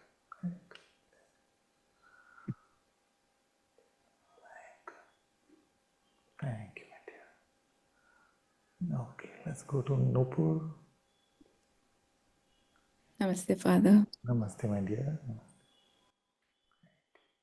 Father, I just wanted to share with you that since ADS came into this one's life, it's been a bit of a struggle of which name to take, because before ADS, all the names were so, I was in love with the bhajans and the bhajans of Rama, Krishna, and I mean, growing up in that, Ganesha, and God was a form, and the love was for that Rama, Krishna, and Ganesha, and now I feel when I'm doing ADS with just Ramji, I feel as if I'm missing Krishna's energy, and I want to say Hare Rama, Hare Krishna, and I love just being with Hare Rama, Hare Krishna as a mantra. So it's just, I just wanted your guidance, Father. How do I because I know God is not a form, but yet, because growing up in this culture, it was so linked with Ram, Sita, and Krishna, Radha, and all forms are so beautiful that choosing a name is feeling as if I'm abandoning. Yes, I know this very well. I know this very well. I just wanted your guidance, Father. How do I navigate this? It's almost like when you just said that Hanuman Podarji said that you don't know. And I said, I might as well just not say anything then. I thought I'll just put it at your feet and ask you, how do I do that? Very good, very good. So can I tell you a little bit of a story first? Or maybe you've not heard this from me. My whole spiritual life has looked like this. Where a long time ago I was with the Art of Living Foundation. So there was a lot of emphasis on Shiva, and I used to love chanting Om Namah Shivaya, Om Namah Shivaya. And the first time you chant any mantra with devotion or any name of God with devotion, you feel like this is it, This is what I was waiting for all my life. You can feel like that. Then after a few weeks, the mind starts, yes, You're chanting Shiva, but you've always been a Ram Bhakt. I feel the mind has fooled you. Come back on track. Try Ram. You say, okay, let's try Ram. Then you start Ram. Feel like, wow, I've never felt this good before. This is so deep. And you feel like, okay, not Om Namah Shivaya, Ram, Ram, Ram. Ram. Then what happened after 2 weeks? Same thing. That actually you were going towards the pure, highest nirguna, emptiness of Shiva, and you exchange it. Shiva has always been your Ishta. He's always like, Om Namah Shivaya. You feel, wow. Then you switch. Now the good news is that God knows how we are. So anything that we do in any way, remembering Him, all are His aspects only. So really we don't have to worry that much. More practically speaking, what you could do is that use Ram in your ADS and use Krishna, Krishna, Krishna, Krishna as your arrow prayer at the end. So 7 Krishnas at the end and Ram. There's no dvand there. There's no nothing to worry there. Especially like even if you were to be traditional about it, both are incarnations of Vishnu. So there's nothing to worry in that. So you can say the ADS to Lord Ram and finish with the 7 Krishnas. That's completely fine. That solves a big burden on my heart, because I was feeling like, the love for Krishna is then, I'm just, it's just the mind sometimes, Father, that just brings up these funny questions, even though the love can be so powerful, whether it's Rama or Krishna. And I started my spiritual journey too with Art of Living. So I know that Om Namah Shivaya was such a profound mantra that sometimes I still go back to, Father. So it's just, thank you, Father. Thank you so much for everything. There's really, fundamentally at the end of the day, we have nothing to worry, because whether we say dad or we say pop or we say pa or we say, he knows who we are calling, so we don't have to. Thankfully, he is not at our level of intellect, so he knows very well what our intention is. So really, we don't have to worry. But these kind of questions are very they can bother us in our practice, and I feel like this is a nice, sweet, elegant solution for you. Thank you, Father. Father, also before I go, I just want your blessings to immerse more deeply in my sadhana, in my ADS, because I do feel that I don't give it as much time, which the beloved deserves in my heart, and I cut corners and I miss my practice. So Father, please bless so that I can be more consistent. Thank you, Father.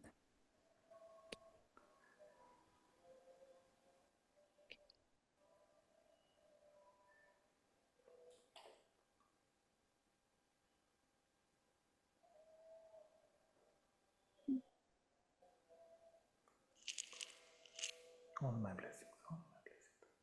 Thank you, Father. You're welcome. You're welcome.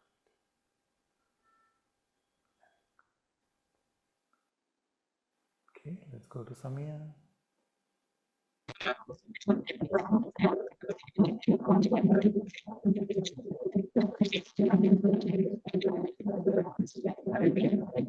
Everyone is hearing this or just me? Mother noise is coming. Alice, can you hear me Better, now? better. Yeah. Okay, yes, sorry. No problem. I think I just wanted to connect with you. Yes. I don't have specific question or something.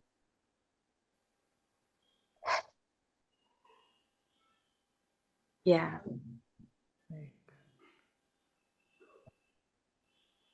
Of course, there's so much waves are always here, comes and goes, but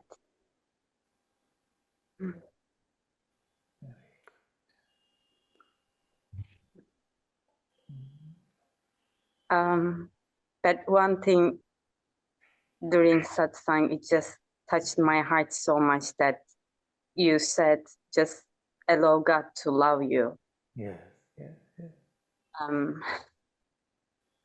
After that, I cried a lot. And actually, I heard it also in the New Year. There was just some feast in the church, which I was not go so much. And I don't know, maybe it's called preacher. Someone just talking about this, just the same thing with you. And he also mentioned that, like, sometimes we just try so hard to be loved, even by God. And I mean, the whole talk was too long, but this is the only thing that I remember. And now again, you said, and I don't know, it's just a prayer and just to bring myself to God that I'm up for this. Very good, very good, very good. Very, very good. It's such a potent, I'm so grateful to Elizabeth of the Trinity that she wrote this in her book and really touched me. I felt like I also cried for a bit after hearing this. It's true innocence. It's very good. It's got like surrender, love, emptiness, all that is needed for us to be with God is contained in this beautiful instruction to allow God to love us. Very, very beautiful.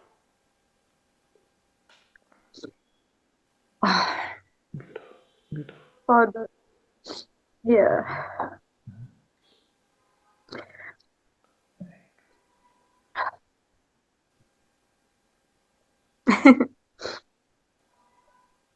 So good. So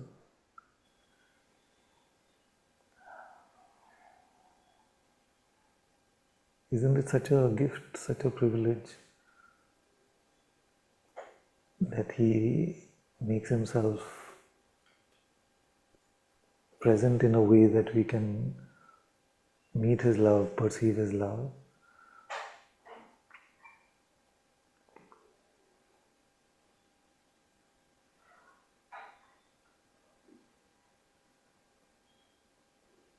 That's why another thing Hanuman Podarji said, that he knows only how to be full of grace and mercy towards us.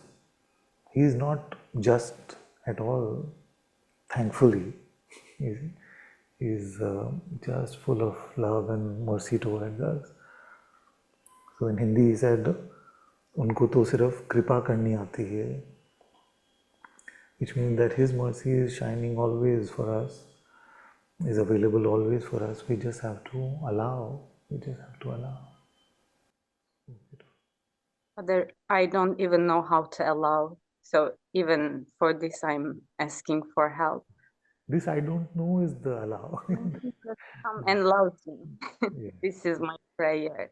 Even allowing is just too much. Yes, that's good.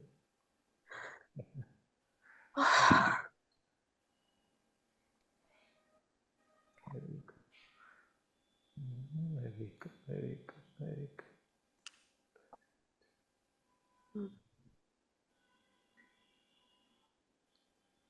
Thank you. And today you also mentioned that just to feel gratitude is like remembering God and connecting with God. And I just want to thank God, of course, for everything. But today I felt like I just want to thank God for Himself, for Him. Yes. Yes. Very, very good, very beautiful. To thank God just for Him. Beautiful.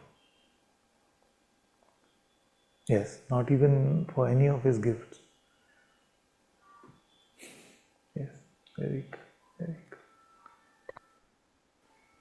Very good. Love you, my child. Bless Love you you. too.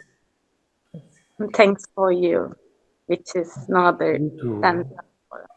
Thank you for you too, my child. Bless you. Okay, let's go to Ramnath. Ramanantaji, I think I'm catching up with you after a long time. Yes. And yeah, glad to see you in good health again. Oh, thank you, my dear. I had a question about, the mind runs towards the samsara either because it's real or something is to be gained, Yeah, right? or And both. another Both usually.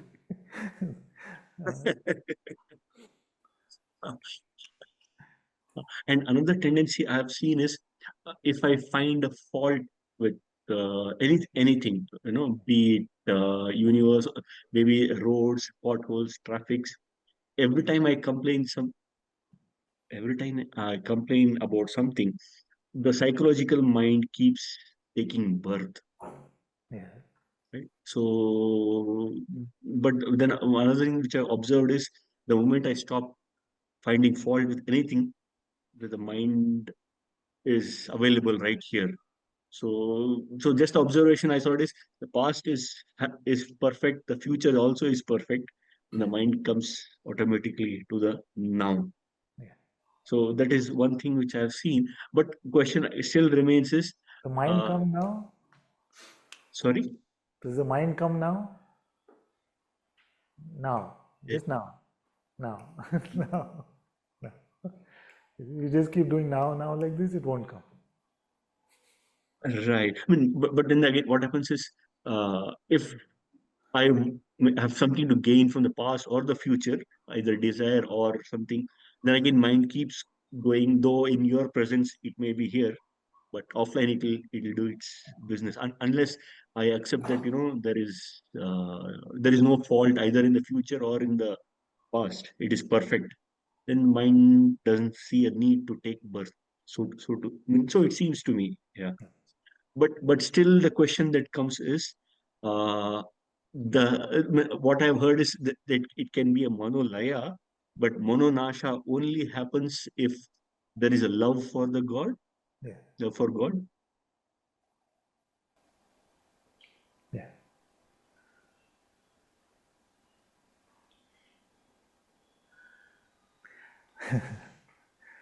You must question all the reporting on Manonasha first. Who will say, after Manonasha, I had this? And with what instrument will they say? So,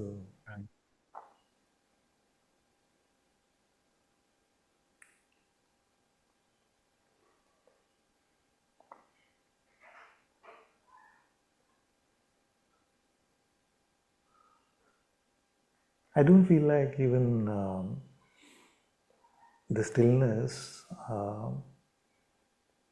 can really come without any love for God. Love for God is a prerequisite of spirituality. We cannot be at peace without whatever little love that we have being there. Sometimes we don't realize how much we love God. That could also be it. So, but you can't be that strategic about it. That because if you ask a girl out, propose to her just because you want her money, then it's not love, isn't it? Right. So you cannot say to God, oh, now I want to go from Laya to Nasha, so now I need to love you. That is not love then. Well, I don't have any other parameter in the sense, yeah, I want to have the joy and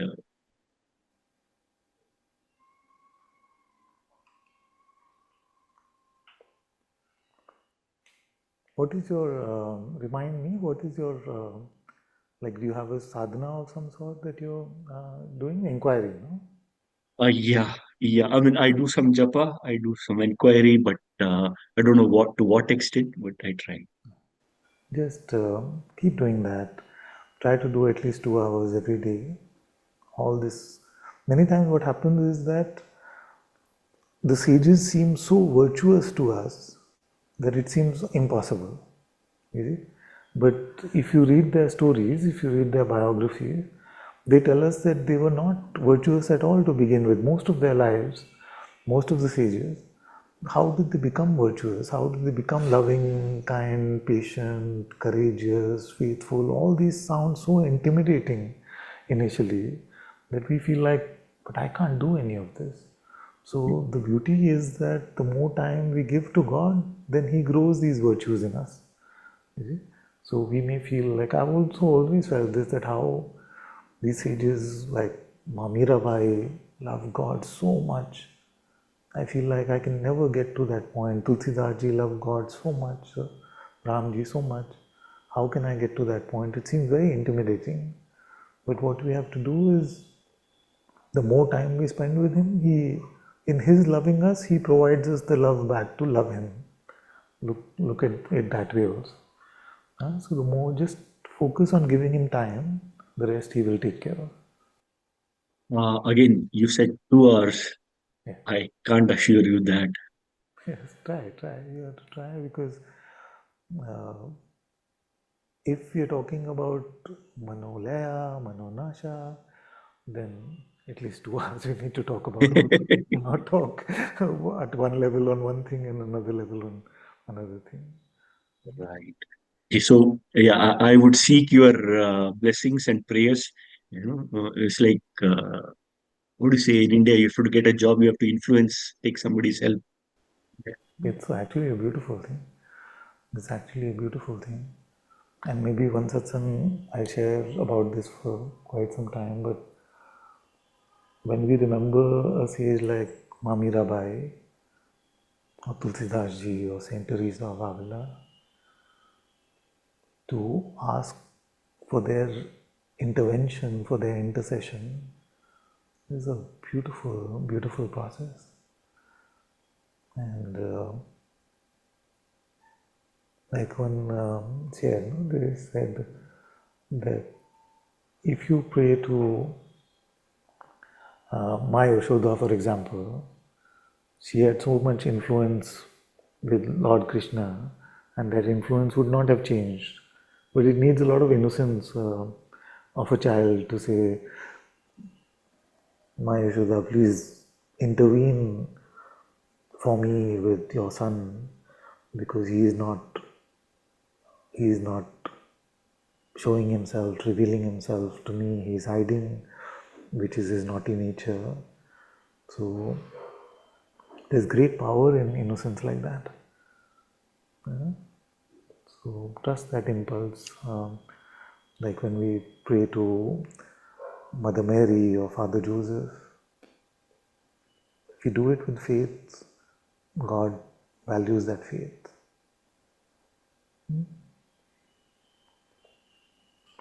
So if you ask for intervention of this stupid, foolish man, that's also auspicious. I will pray with all my heart for you.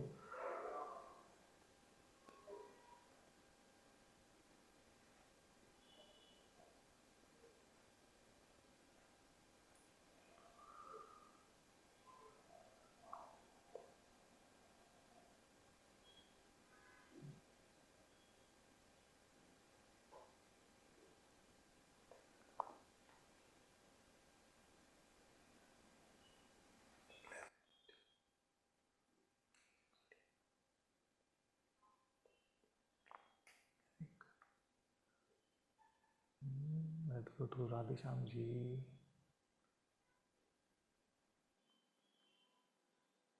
Ram Ram दादा Ram, Ram Ram, my dear.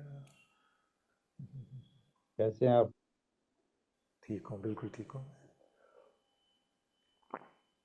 और बस शरीर ये में कि कुछ चलता रहता है, हाँ जी, शरीर में कुछ चलता रहता है, वो तो शरीर का स्वभाव ही ऐसा है, पर मैं बिल्कुल ठीक हूँ। हम भी आपकी तरह ठीक हो जाएं। बिल्कुल हो जाओगे आप भी, हो जाओ।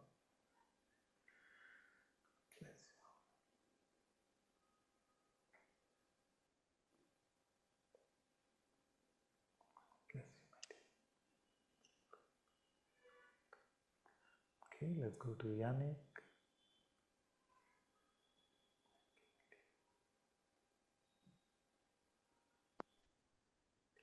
Hello, can you hear me? Yes, my dear, I can. Thank you so much. I want to say thank you so much for these meetings and satsangs. And but at the same time, I want to say I apologize for my hiding and like for I'm just like I don't know. I'm like feeling so stupid in a sense, but it's a good stupid. Like this is such an opportunity that you are here with us, and every now and then, or sometimes every 3 days in a week, and oh my God, please forgive me for my stupidity. And I want to say, like, I want to ask for your help, because like in my situation, it's always the same themes like come. It's about this the search for some, like today you already mentioned about looking for some, the money perhaps is connected to women, maybe some desire and stuff. And my wish for now is, because I really start to like appreciate this company we create together. I see. And I would like to, like, maybe if it's possible, at the moment I quit the job at the end of the December. I see. And at the moment I got a few calls, and I would maybe, for me it's not a problem. I don't feel lazy to go to work, but I don't want to waste the opportunity, like to deepen, to die in a way. No, Very good. Very good. if it is possible. I know it's a big word for me maybe, but I don't want to waste this opportunity, because I'm like more and more, and these satsangs of Guruji, like he's like giving a sense of like a pinch of this urgency, you know? Yeah. Yes. Because I like, what am I doing? Yeah. Like I would like to like make this recommitment again to really try to be present here for all of you and for you, and just please and please, it won't happen without a prayer. If you could please pray that I keep up my attitude for satsang, for honoring this. Thank you so much, and I love you so much. Thank you, Anantaji.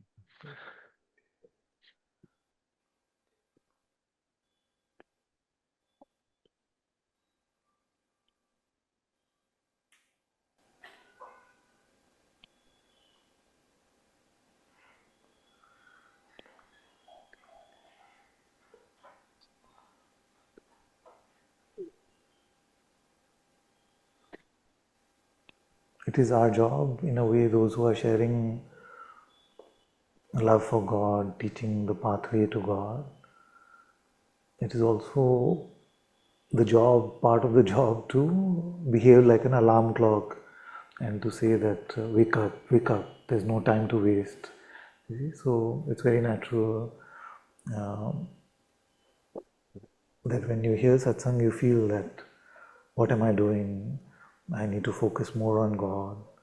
It's part of the design of this, because Maya will say it's okay, you can wait till tomorrow, you can wait till later, God is not going anywhere, your money opportunities, relationships, all these things are going fast, so God can wait. That is the way the Maya operates. But the Atma, the Holy Spirit, is reminding us that we are running out of time, that we can't take it for granted. I had some first-hand experience of that also in the break, that anything can happen at any point of time. So we can't really take God for granted, at least.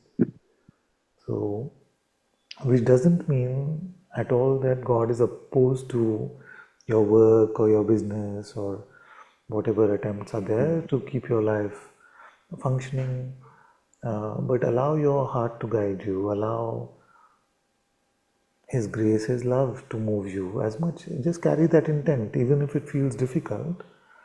Just start your day saying that I want to spend my whole day with you, God, and you please help me take care of all these responsibilities that I have now. And start in that honestly, then more and more He will help you in the process. Everything, He's not oppressive by nature. He doesn't want us to struggle. So the struggle only comes because we are torn between two masters, between the mind and the heart. You see, that's what makes a struggle. So just surrender yourself to your heart, and He will take care of all our struggles. If I may add, to today I was I get a lot of opportunities already. Like the calls were flowing in for the jobs, Yeah, and one was like I could work from 8 morning till 4, which makes I would not be able to be in these satsangs. I see. Like I would miss perhaps on. So I declined. I refused. I see. I still have money for maybe a whole month to pay next month for an apartment. And of course, I don't mind to go to work at all. I don't mind. I just feel like I was thinking like maybe to put this money issue a little bit aside for this beginning of this year, at least the maybe half of this year, to put it a little bit aside, if that is God's will, of course. Yeah, A little bit, not, and get some maybe medium job, like medium pay, yeah, something, and maybe try to experiment a little bit with this, yeah. because just to try if that is okay. Yes. So allow all of these determinations also to be come from His prodding in your heart. Don't even take this on for yourself, saying this is the kind of low, medium, high. Even he can decide all of that as well for you. And if you spend a lot of time not knowing, that is also auspicious, because the not knowing is how little children are. They don't need to know so much. They feel like they are taken care of. So Yes, it's like when I'm away from my family, then I can stay in this state, sometimes fall into this not knowing. But when I'm there, it's kind of you feel the pressure going onto you to you have to know now. Yes, like this. So it's like this. So yeah, that's about it. I just hope I can continue to be here and just to be in this satsang with you. Just I pray for this for the moment. Thank you so much, and I hope to be more interactive if that's necessary, whenever it's necessary. Not to be like a sheep totally. Really? A little bit sheep is good, maybe. I don't know. It's all good. It's all good. You can come. You can come anytime. Anytime. Very good. Okay, Audrona wanted to come. I don't know if she's still here, my dear.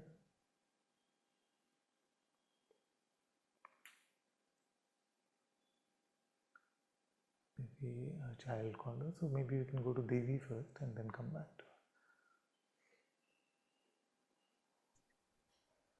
Thank you. her. Welcome, welcome, my child. Nice to see you again. Same.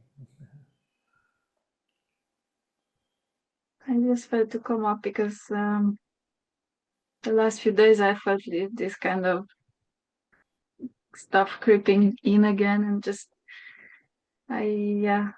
sometimes when I go into this state, it's a bit hard to come back out. So just to ask for your grace and just to, I don't know what I need to do. I just hope I can, yeah.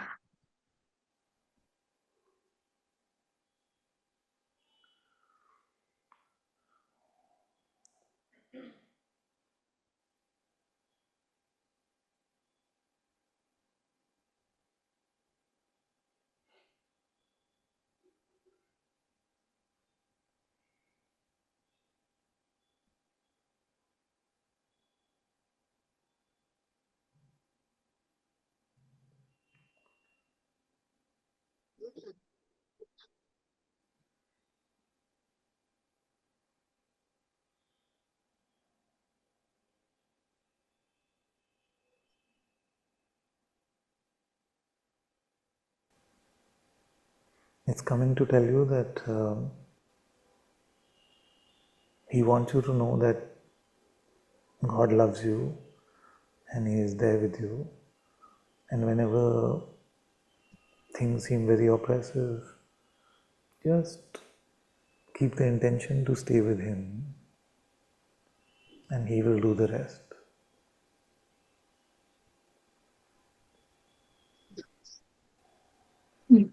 All my blessings, all my love.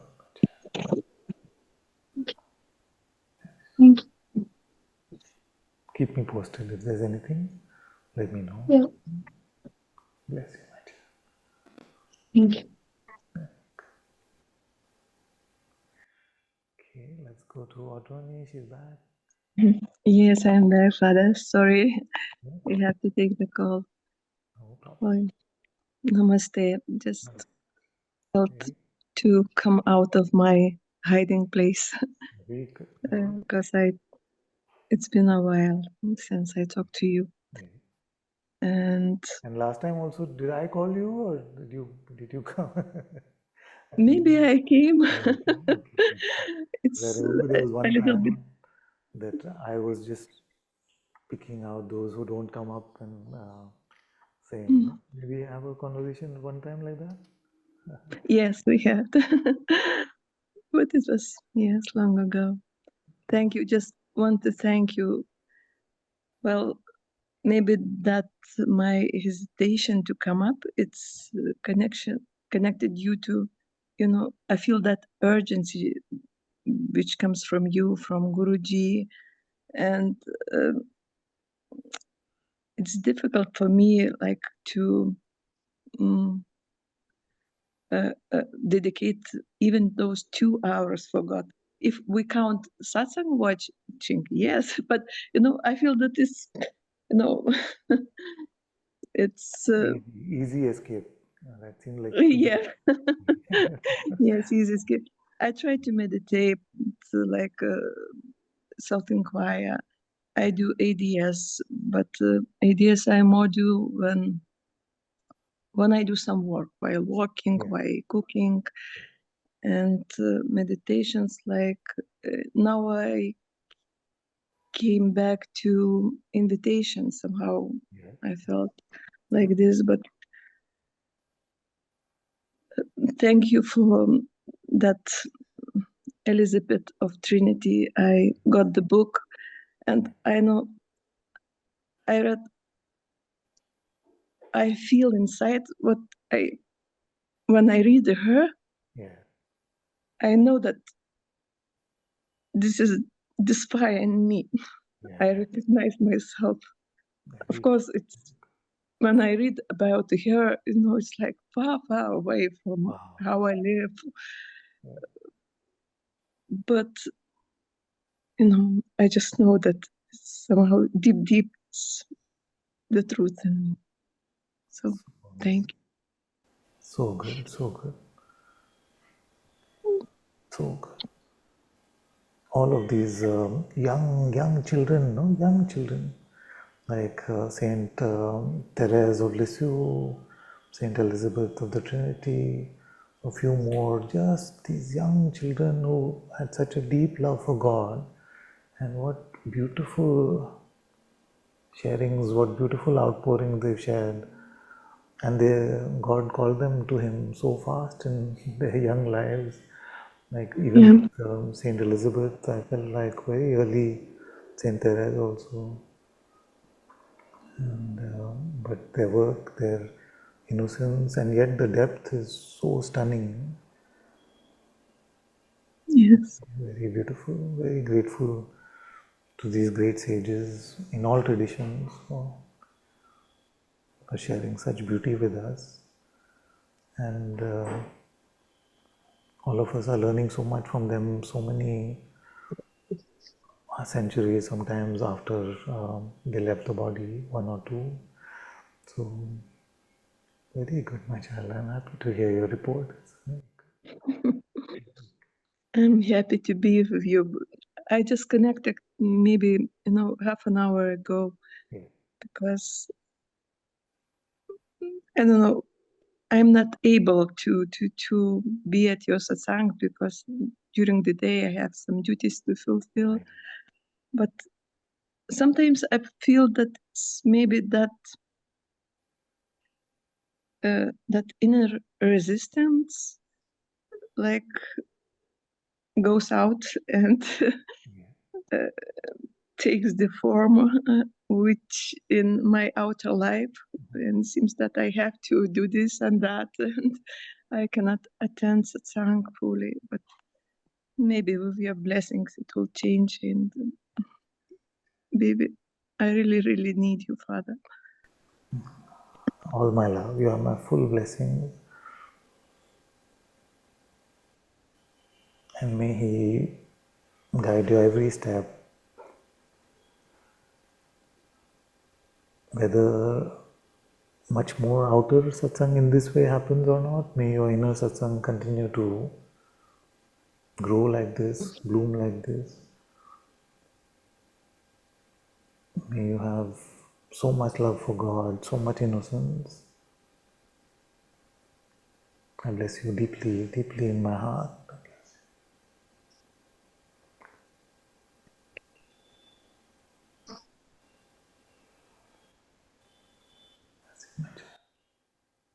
Thank you, Father. Thank you. And don't hesitate to come up. You're always welcome, which is my heart to hear you. So come for my sake. You remind me, I just recently listened one satsang with Papa G, and he shared a story when one Western woman came to ask a question, came to see him, and she was very arrogant. And then Papa G talked that when you come to teacher, you have to bow your head. And it's like in Indian tradition, you have to bring some flower or at least a leaf. And he said, this is my heart, this is my garden outside the house. Just take one leaf from my garden and bring it. So just, what can I bring you, Father? Just what you give me. Thank you. Thank you. Bless you so much. Love you. Love you too.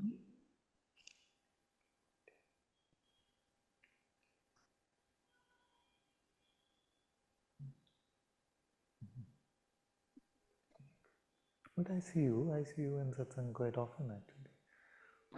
Yes, but it's like on and off always. Something I just connect and I have to go there and do that. Just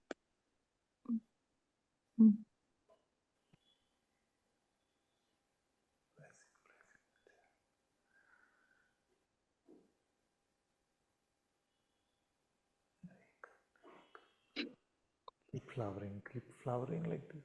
You're doing well. thank you. Let's go to Aniko. Thank you, Ananta-ji. Welcome, my child. It's very nice to see you in health. Healthy. Thank you. Yes. Yeah, Ananta-ji, I just came up now because I felt I am a little bit more too comfortable with my sadhana. I mean, I don't take it that fiery, that much seriously like used to, and I thought it is because maybe I am a bit more easy inside. I don't carry that much heaviness, but actually I find this kind of resistance, this kind of arrogance in me. But I see now, and judgments towards. How many hours of sadhana is happening? Just to get a little comfortable. Sorry, 1 second. We just change the position of this because I'll end up straining my neck. Yeah. Ananta-ji, I don't want to take your time. I believe maybe you are tired. All right. I want to know the answer to this. What is the amount of time in sadhana approximately? Ananta-ji, honestly, is sometimes I don't have to do things. I don't know. I just going to a riverside or a wood, and everything is so open, and I don't have to do anything. And so that's I don't God's know. gift. I That's know. God's gift to us. So let's not count that. What Yeah. I see. Okay.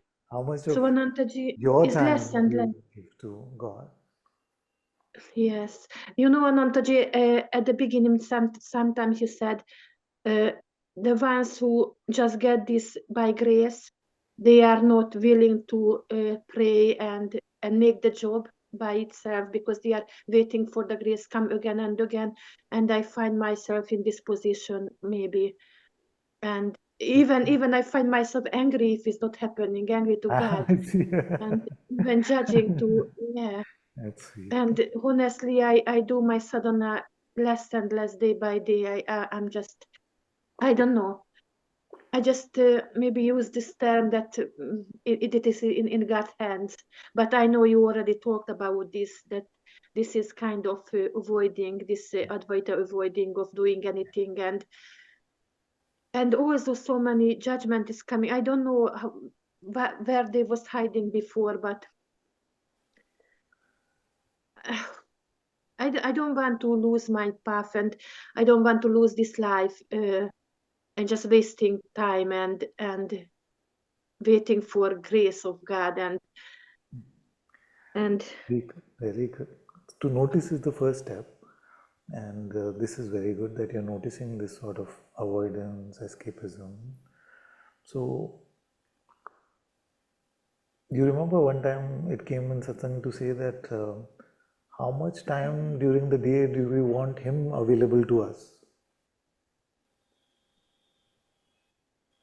how much time during the day do we want to be? Want him to be available to us and taking care of us.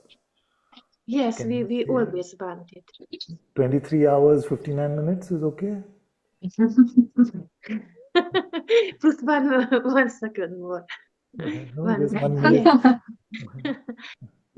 I know, yes, we want it. It's not okay, no? Because in that minute, if he's not with us, that sounds a bit too scary.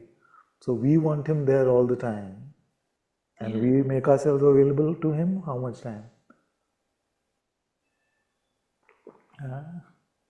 Yeah. I don't know, Ananta-ji, honestly, I want to be very honest.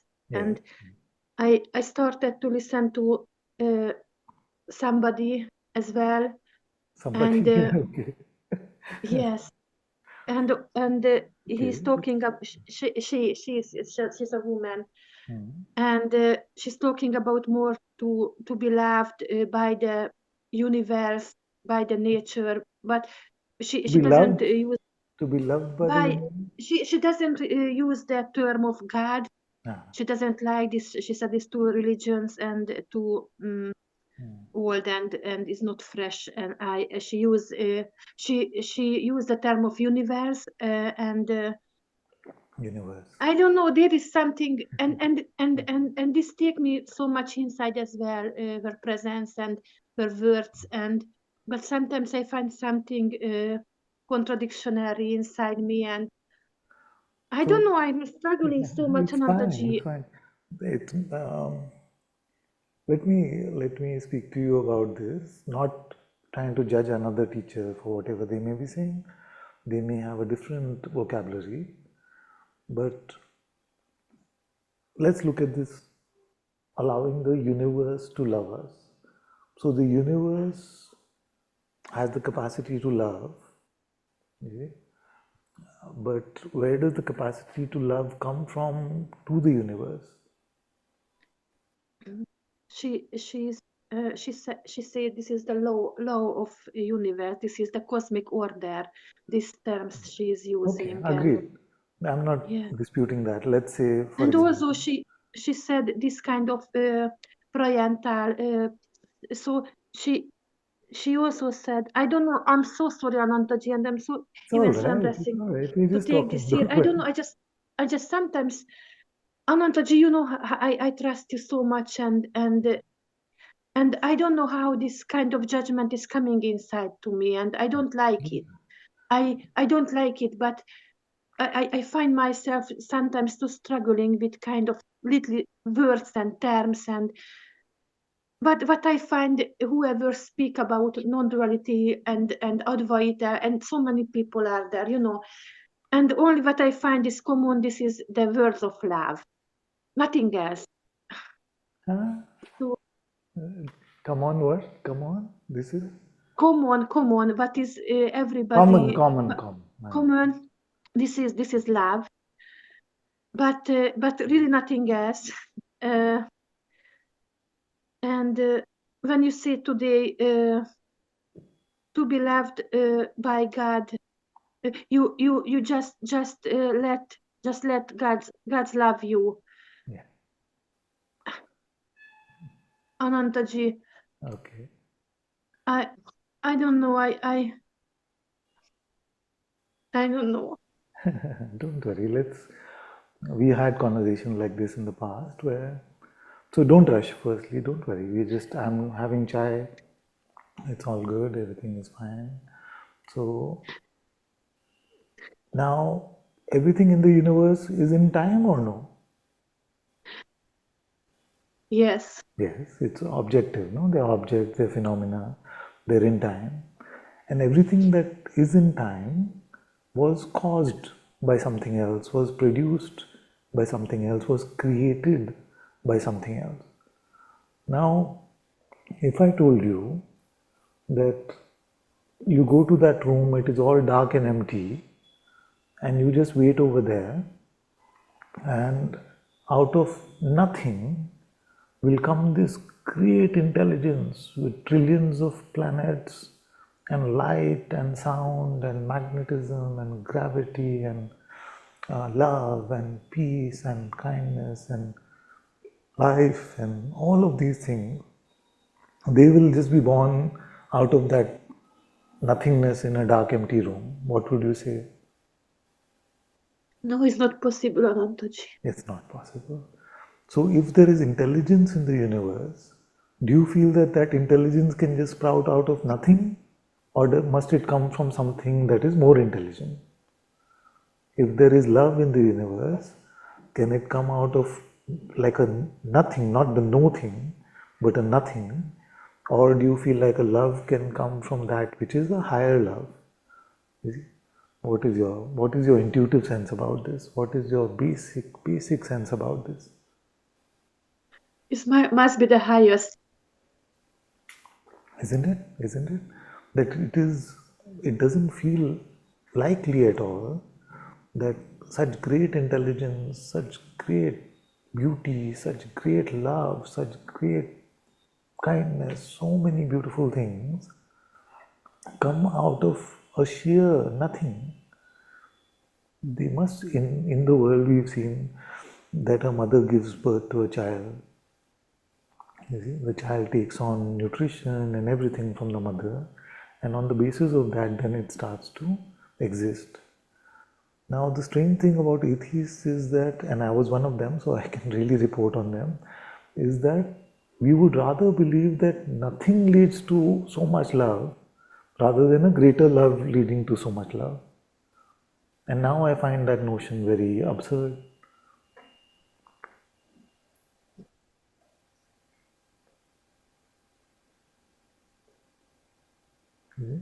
So this is what we can contemplate and see, that if there is love here, if there is light here, if there is so much growth, so many processes of chemistry, physics, biology, so many people trying to understand all of this intelligence, but it seems so ungraspable, it's so intelligent, you see, then how can all of this intelligence come from a sheer dumb nothing?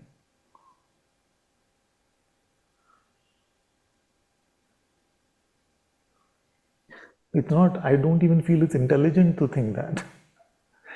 Like even if you were to apply our intelligence, you would say that all this Magnificent intelligence must come from an intelligent source.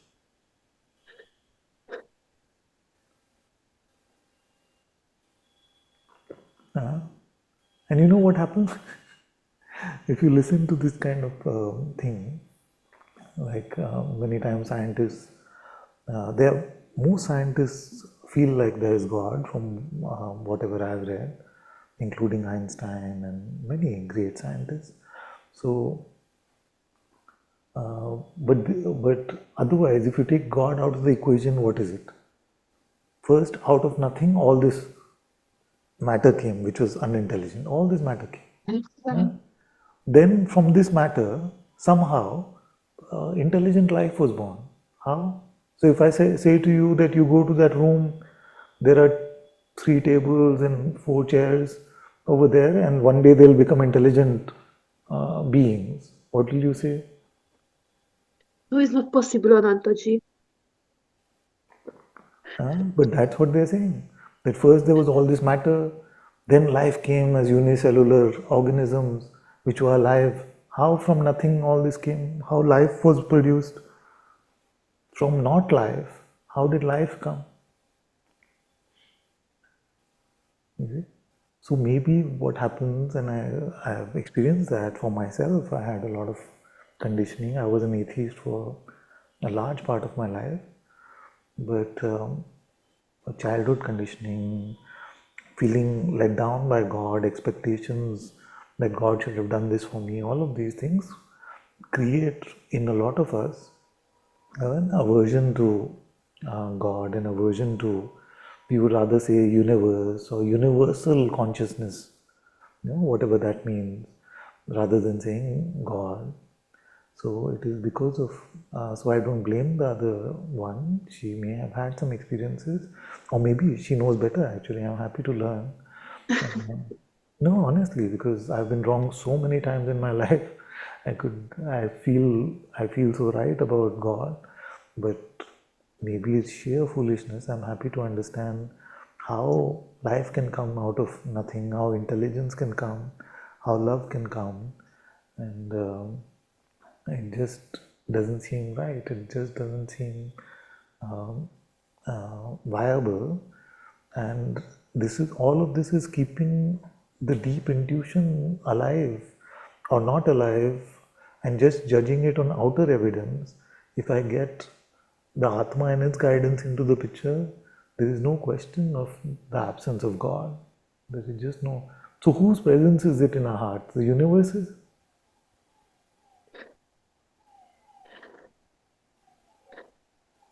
All the Anantaji, planets? sometimes I find they are just words, and What they is are that just. word's presence? You don't feel any presence in your heart? Is that Saturn or Jupiter?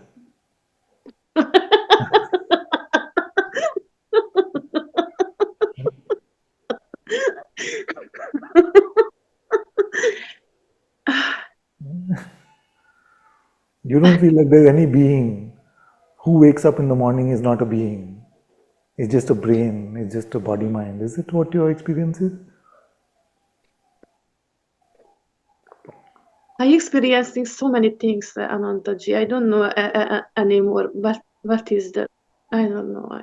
So let's find out. Let's find out together.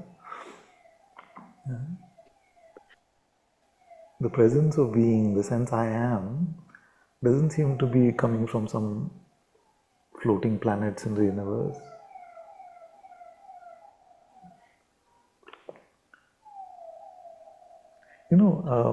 If you look at simple things, there was a chameleon in my garden outside, and it had changed its color exactly to match the leaves and the branch. So part of its body was looking like the branch, and a part of its body was looking like the leaves. That intelligence, and it's not doing it by deciding to do it. What is that? Where does that intelligence come from? Such a deep intelligence. We may say, okay, it comes from nature. Let's say nature. But isn't that another way of saying God then? If there's a supreme intelligence called nature, yes, but then that is yes. God. Yes, That yes, just it must be. because we have a problem with the word God, which I understand because I had also for many years.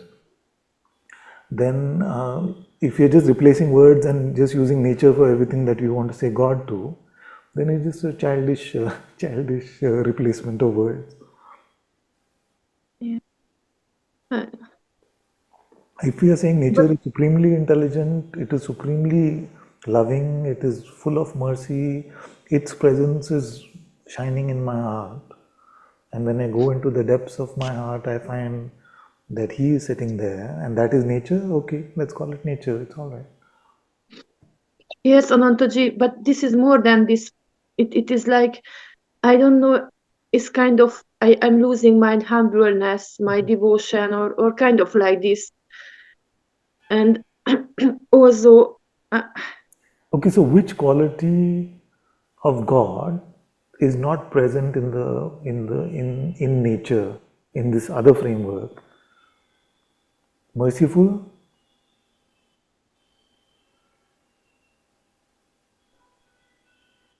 it,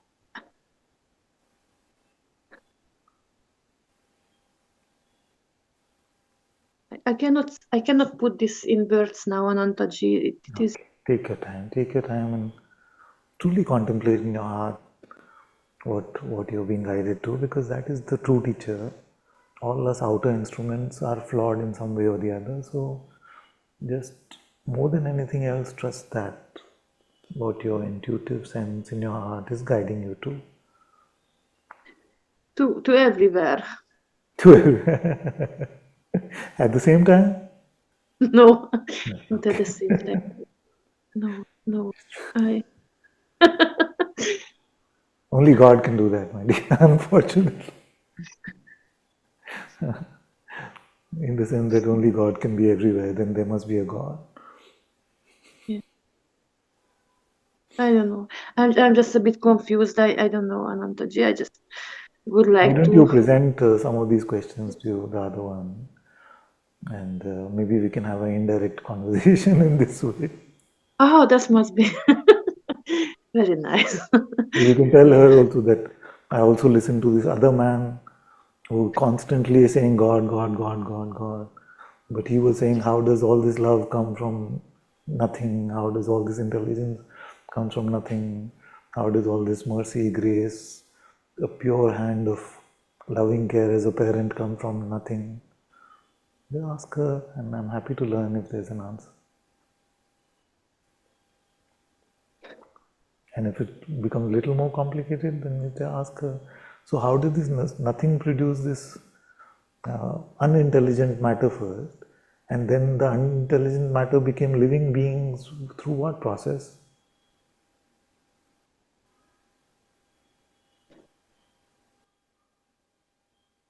Why you trouble yourself? Just ask her. I think maybe my understanding is limited, but what she want to say, this is the same as you mentioned God. She mentioned this cosmic order, this universal law. But But the there's one no thing is God who put very the different. order. So there was a committee of humans, a management team that got together and said, this is the cosmic order. The gravitational constant will be this, speed of light will be this. So which committee decided that cosmic order?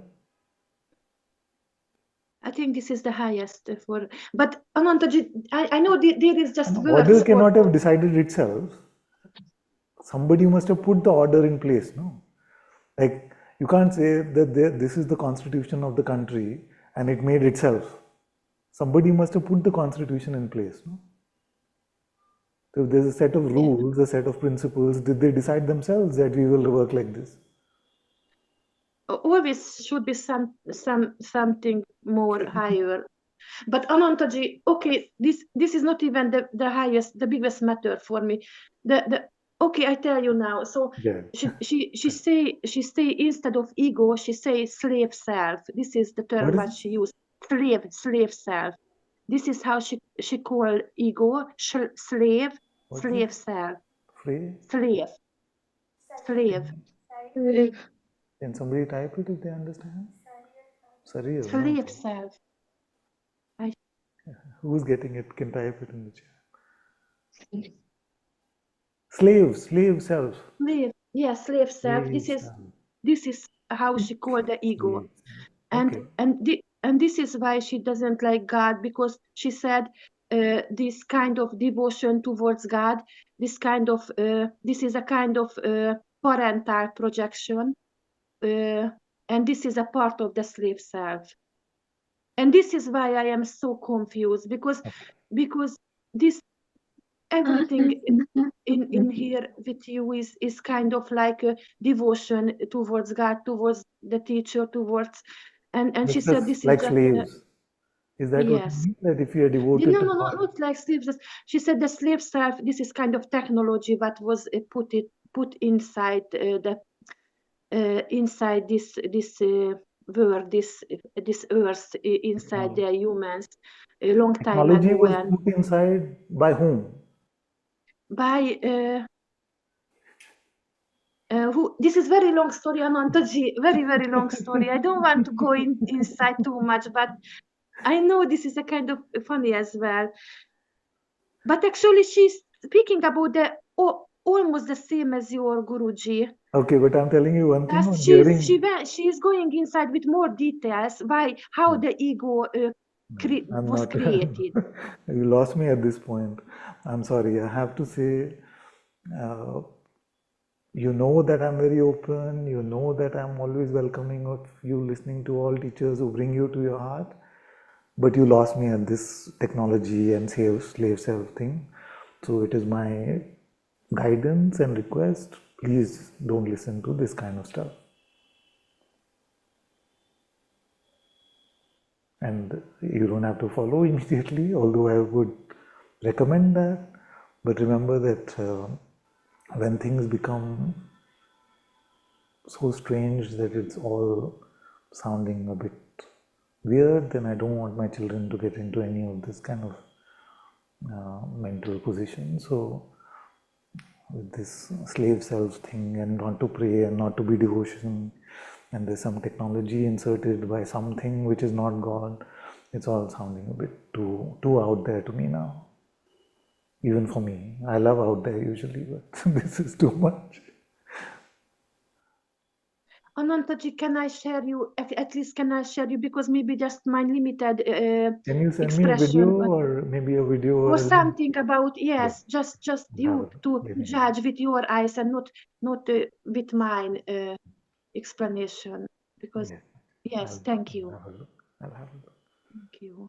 Bless you. And thank you really, and sorry for me, Ananta-ji, please. No, it's fine.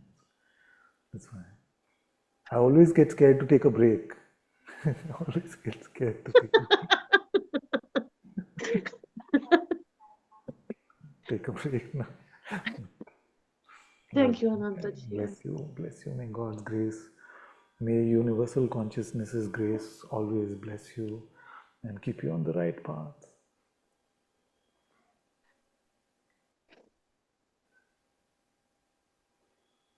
Bless you, my child.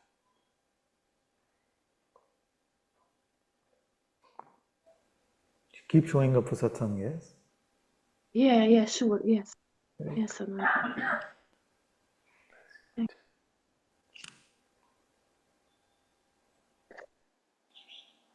Okay, I'll go and rest. You'll all sing the Hanuman Chalisa a bit.